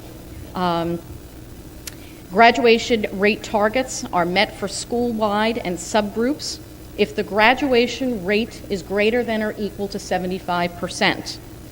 The statewide graduation goal is 90%. Freehold Regional for school-wide, we far exceed that goal, as you could see as you go right across with school-wide. We also, for our graduation cohorts and all of our subgroups, we also met the approved targets for the State Department of Education. Supposedly, March of 2014, this March, will be the last administration of the HSPA. So again, I said the benchmark data was 2011, was going to go 6 years out. Ooh, what's going to happen with that? Because now we have new assessments on the horizon. New Jersey is a governing state in the Partnership of College and Career Readiness. They have joined on the state of New Jersey in a consortium of states working to develop common assessments aligned to the Common Core. New Jersey adopted those Common Core standards in June of 2010. PARC is computer-based assessments that students will be taking, not this March, but the following March. That testing year is going to be a field testing year. It is unclear to us if there will be another graduation assessment running simultaneously with PARC. Again, we have no definitive direction at this point in time, but we do know that we will have PARC in March of 2015. But at this point in time, again, students are not required to pass that. It's a 1 year of a pilot. Again, not sure if we're going to have something else going on simultaneously with that. The College and Career Ready agenda looks to align high school standards with the demands of college and careers. It requires the students to engage in a rigorous college and career curriculum. Our district was selected to field test the park assessments this spring. So all of our buildings will be engaging in these activities. Randomly selected classes at each high school are going to participate in language arts and mathematics. There's performance-based assessments. There's end-of-the-year assessments that will be in May and June. So March and April are the performance-based. May and June is what they call the EOY end-of-year assessment. No school or student or district park pilot test results will be publicly recorded. So it's just really a sampling for them of what those test specifications look like and how they will unfold for all students in the high schools. We wanted to take some time this evening. Again, that's our statewide data, the direction that we're heading with Park. But we wanted to look at a very big initiative of the Freehold Regional High School District, along with many others, and highlight our district, because we are one of 477 school districts in the United States and Canada being honored by the College Board with placement on the 4th annual AP District Honor Roll for increasing access to AP coursework while simultaneously maintaining and increasing the percentage of students earning scores or 3 or higher on the exam. Inclusion in the 4th annual year of this district honor roll, it's based on the examination of district data from 2011 to 2013. Reaching these goals indicates that the district is successfully identifying motivated, academically prepared students who would benefit from taking these challenging courses. The district is continually committed to expanding the availability of AP courses among prepared and motivated students of all backgrounds that have a willingness to engage in this coursework. Our students have these opportunities across all 6 of our high schools. We have earned this distinction and recognition as we have successfully increased the number of advanced placement exams by approximately 1,100 exams. This is over a 3-year window while maintaining consistent AP scores across the district. Again, with so many more students taking the exam, we do see just a little dip in the score, but we still have students achieving at 3.5 and higher. This is a huge success for our district. So many are to be commended for this accomplishment, including our students and our parents. In February of 2013, Mr. Sampson, our superintendent, was awarded the AP Recognition Award from College Board. This is an award that recognizes, and I think it was just one individual, Mr. Sampson, who demonstrated significant involvement with AP placement and has made substantial contributions to the school and district program.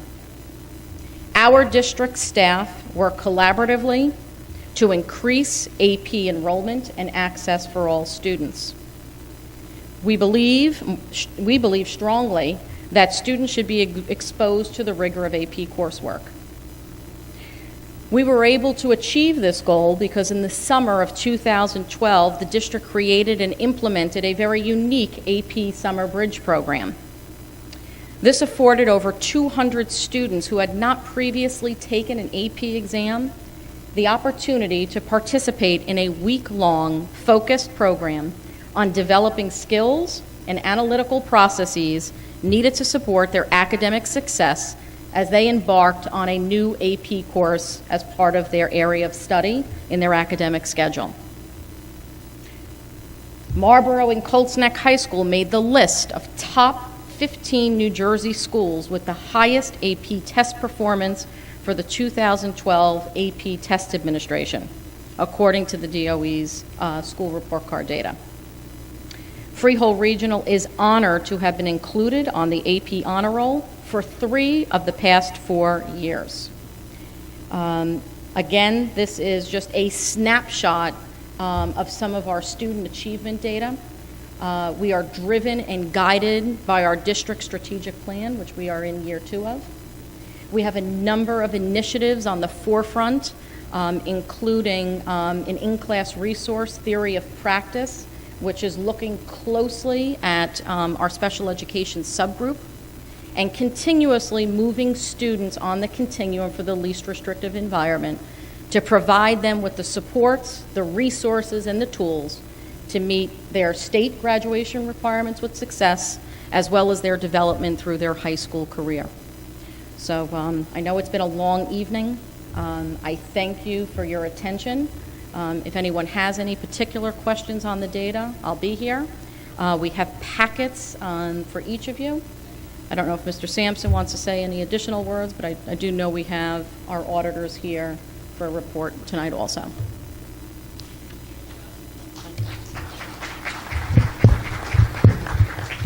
Thank you, Dr. Hazel.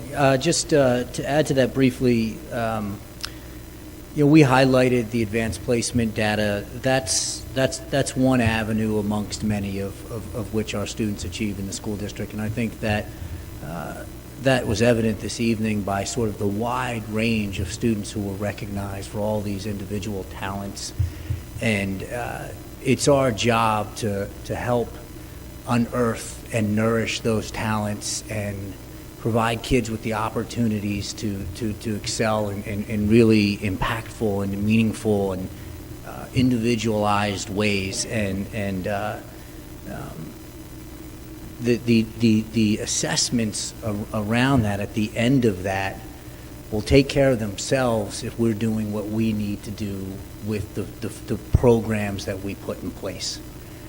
And we're not so naive to think that it's not important to embed strategies and skills and such to have kids perform well on standardized tests, because that would be doing them a disservice in sort of the competitive field out there. However, I think that we truly focus that if we have high quality teaching in the classroom and the relationship of the instructional core, and that's the teacher, the student, and the content with which they're engaged, and if that's done at a high level throughout the district, then the outcome of that is really good test scores, but really well-rounded and highly skilled students who can navigate whatever waters they're in. So thank you, Dr. Hazel, for highlighting some of the components of I think where we excel as a district, and we all know.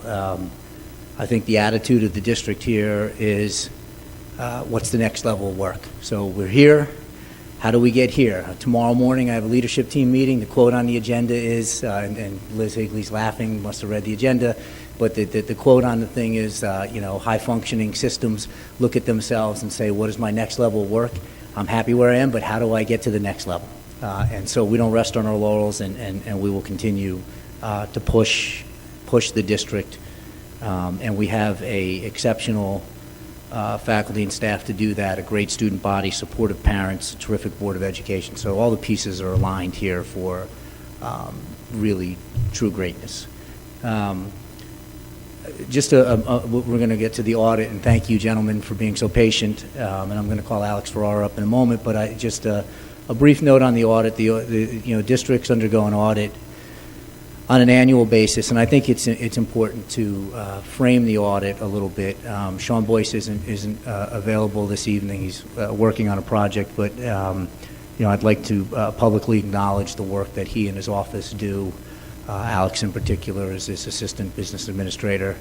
There are, I've been a superintendent in a few places, and obviously worked in a number of administrative capacities, and it's fairly routine for school districts on $20 million budgets to have numbers of comments in their audit report. We have about $180 million budget. Our budget process is incredibly complex because of the structure, our regional structure. So you take a $180 million budget, you take one of the larger districts in the state of New Jersey, and then you sort of add this layer of complexity because it's a regional district, and working within that sort of churning waters is what our business office does. I think Sean Boyce does a phenomenal job. The auditors will be the first to tell you they have 30 or so public schools that they deal with, and we are the only one that can do the CAFR, which I think is a testament to the skill set that we have in the business office. And I think that we're fortunate in this district. You saw Dr. Hazel with the academic arm and Mr. Boyce with the operational arm to have some really talented folks working here. So I'll turn it over to Mr. Farrar.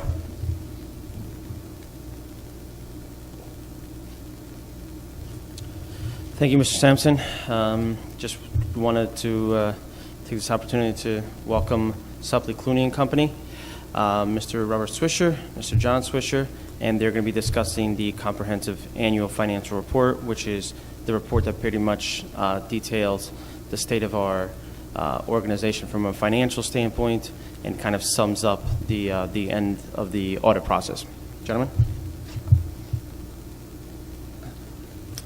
Thank you. In the light of time, Chuck kind of went over a lot of my remarks about the district and the fact that Sean and Alex and their staff do prepare the CAFRA. Like Chuck said, we do over 30 districts, and this is the only district that we have that actually gives us the CAFRA. It's like a big corporation. When you go to Exxon gives the auditors the numbers, and they audit them. On every other district that we work on, we have to generate the numbers, and then we audit them. It's in different variations, but it's the only one that can actually give us the CAFRA. And just being brief, it's a requirement at every school board meeting when the order is presented. If there are any recommendations that they be read into the record, I'll make a brief comment. We had 2 recommendations, and I'll just give a little statement about the overall finances of the district. We had 2 recommendations. The first one is that the detailed analysis of the balance in the payroll agency account be reconciled to the amount on deposit on a monthly basis. This is a repeat from last year. With the payroll agency account, it is done, but it's just not done on a timely basis. There are other internal controls in place that would catch it if there's a problem, but we would like to see that done on a more timely basis.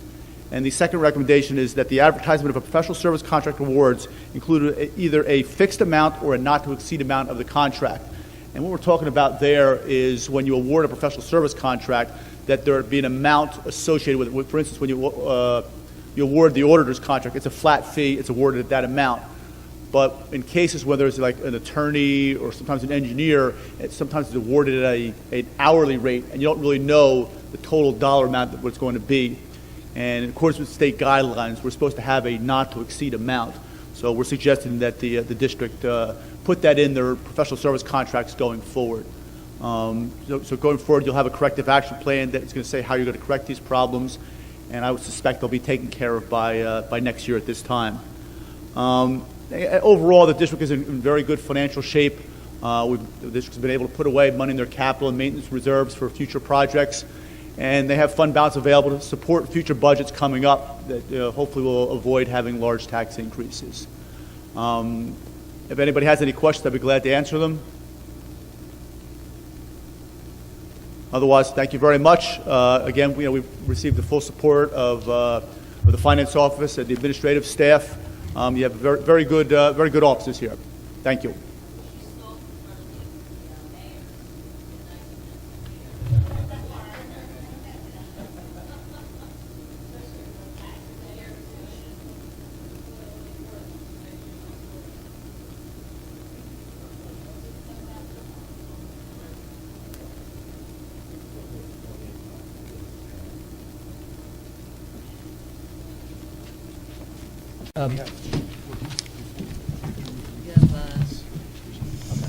Just to, so all of that was encapsulated in the superintendent's report, and we're about halfway there, folks. That's sarcasm.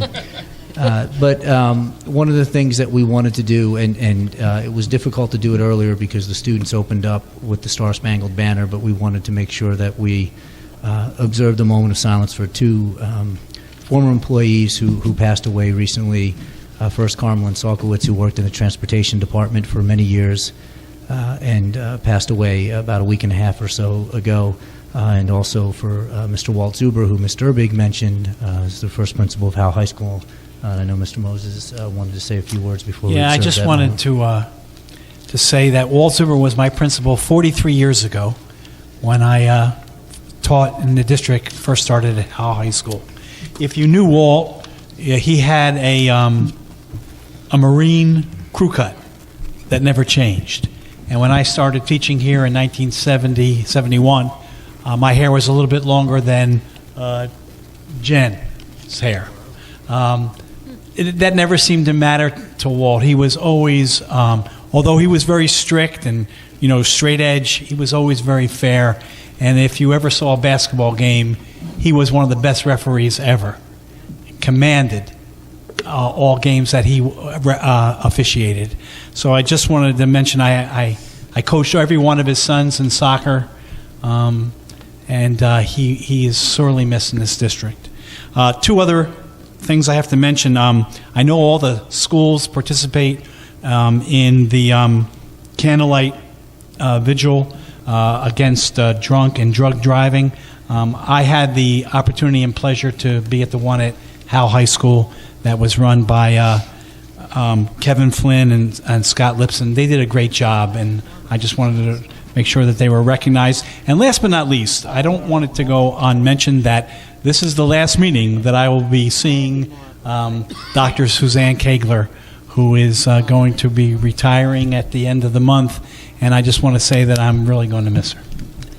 We all are.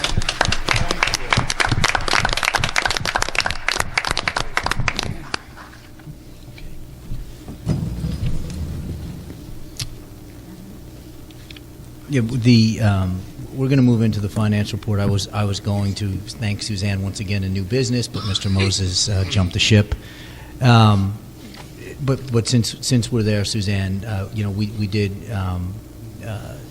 once you announced it, once we accepted the retirement on the agenda, we acknowledged you. But Suzanne had a terrific going away celebration because she's going to do a lot of other great things, and she's been the mainstay of the face of the district for folks who come in, new employees. Suzanne's the first face that they see, the first representation of the district, which is an incredibly important role because how you conduct yourself with new staff and set the tone for warmth and congeniality and acceptance. Suzanne, I've said it publicly, does that phenomenally well, deals with difficult situations and smooths over upset folks from time to time in an incredible way. So we do wish you the best, Suzanne, and you'll be here tomorrow. So I'll see you in the morning. You're not going anywhere yet. It may be a snow day. Oh. Yeah. So we have the Finance Committee report. I believe Mr. Messinger has that report. Okay, thank you. We spent most of our time last week just going over the financial review that you just heard the abridged version of, so I'm not going to touch upon that.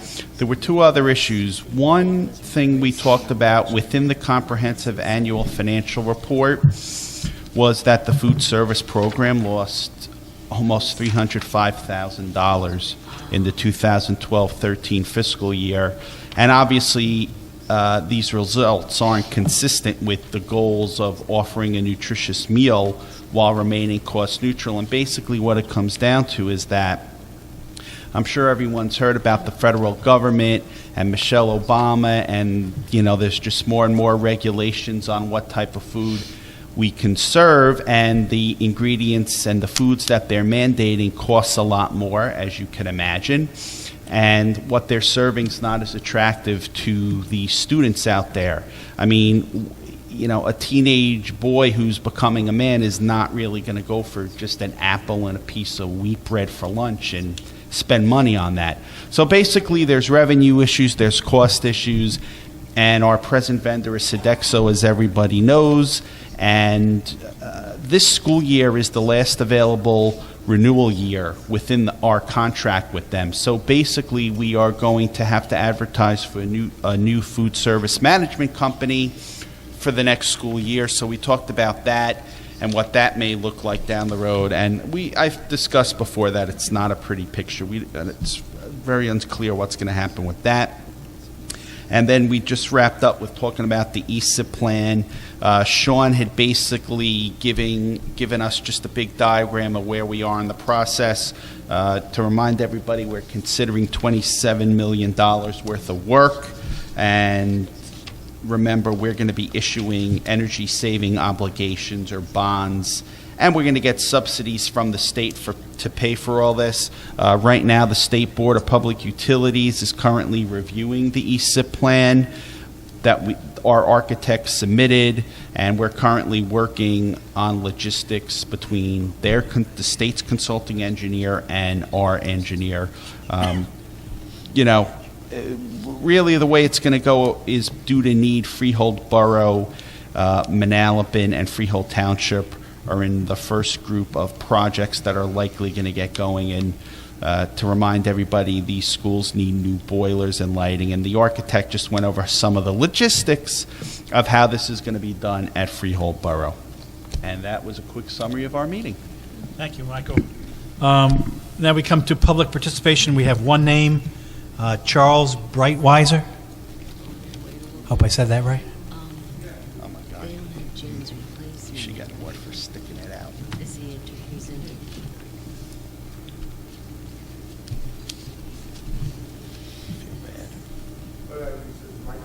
That's fine. Okay, I'm coming here. My name is Charles Brightweiser. I'm the president of Hooked on Fishing, Not on Drugs, New Jersey, which is a nonprofit 501c3 corporation dedicated to developing fishing programs in every school district in New Jersey as a means of drug prevention.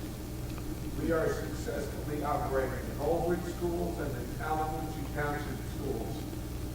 And Hooked on Fishing, Not on Drugs is a course, it's a national course. It's available in 30 other states, and I'm bringing it to New Jersey.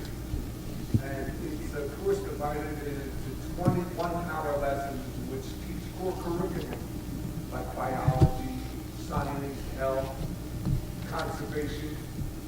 And what we mainly focus on are important life skills like decision-making, planning, problem-solving, the form of operations that students naturally develop when they're out in the outdoors learning how to fish. And courage is one of the main ingredients that we teach students. And I use myself as an example because if you notice, I got a lot of stiffness in my left arm and leg. This is all a result of a serious car accident I was in 4 days before my high school graduation in 1979. And I use this to encourage students that no matter how tough life gets, you can always be tougher. And what I'd like to do is I would like to sit down with either the whole board or your curriculum director, someone, and just show how this program works, how the lessons are set out and everything. So who would you recommend I meet with? Just if you go on the website, District Office of Superintendent, click on that, send me an email, and then I'll have either Dr. Hazel or Mr. Moore reach out to you, the Chief Academic Officer or the Director of Curriculum Instruction. That's the proper avenue to pursue that. If you go on the website, there's an icon and it says email the superintendent. That will come right to my office with your contact information. I'll then divvy that out to the appropriate person to give you a phone call, sir. And that's usually how it works. I am. Chuck Sampson.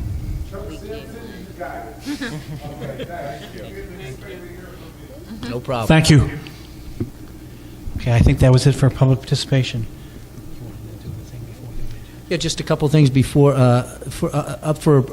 two items on the agenda that I just want to bring, say a few words about. First and foremost, the board is considering the approval of a new assistant principal this evening, who's been very patient to sit through the whole meeting as we've kept him in suspense. And I just want to say a few words.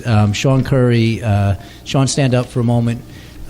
Sean will be assuming a new assistant principalship at Freehold Township High School. As you know, Mr. Anderson, Steve Anderson, who's been a terrific AP for us, is retiring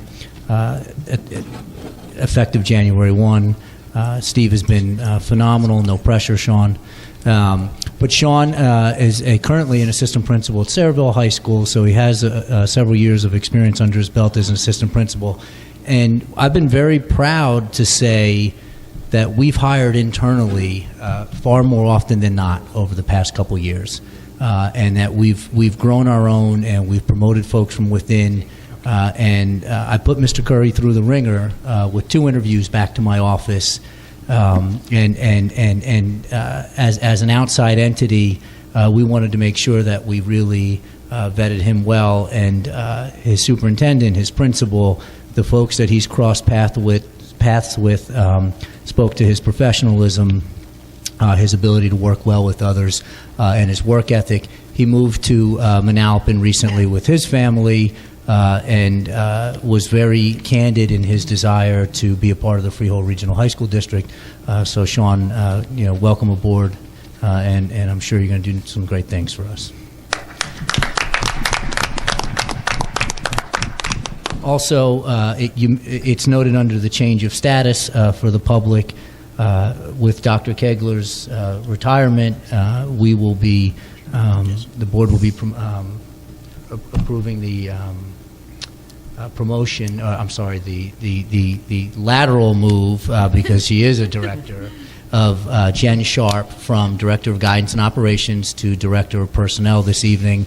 As the board knows and many of the public knows, Mrs. Sharp was the administrative supervisor in Human Resources under Dr. Kegler for several years, so she knows that office very, very well.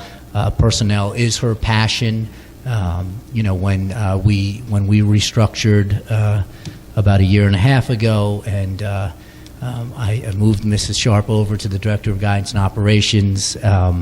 It was the second time in about a year that she went somewhere where I came knocking on her door and told her she was going, and did it willingly for the good of the organization, and has done an excellent job in that role, and I think has created a nice pathway for the next person who, in charting the course of that position for the next person who follows suit. And I know that she's up for the challenges that the Director of Personnel will face, especially as we move into a negotiation year next year. So that's also on the agenda. Just want to recognize that change of status.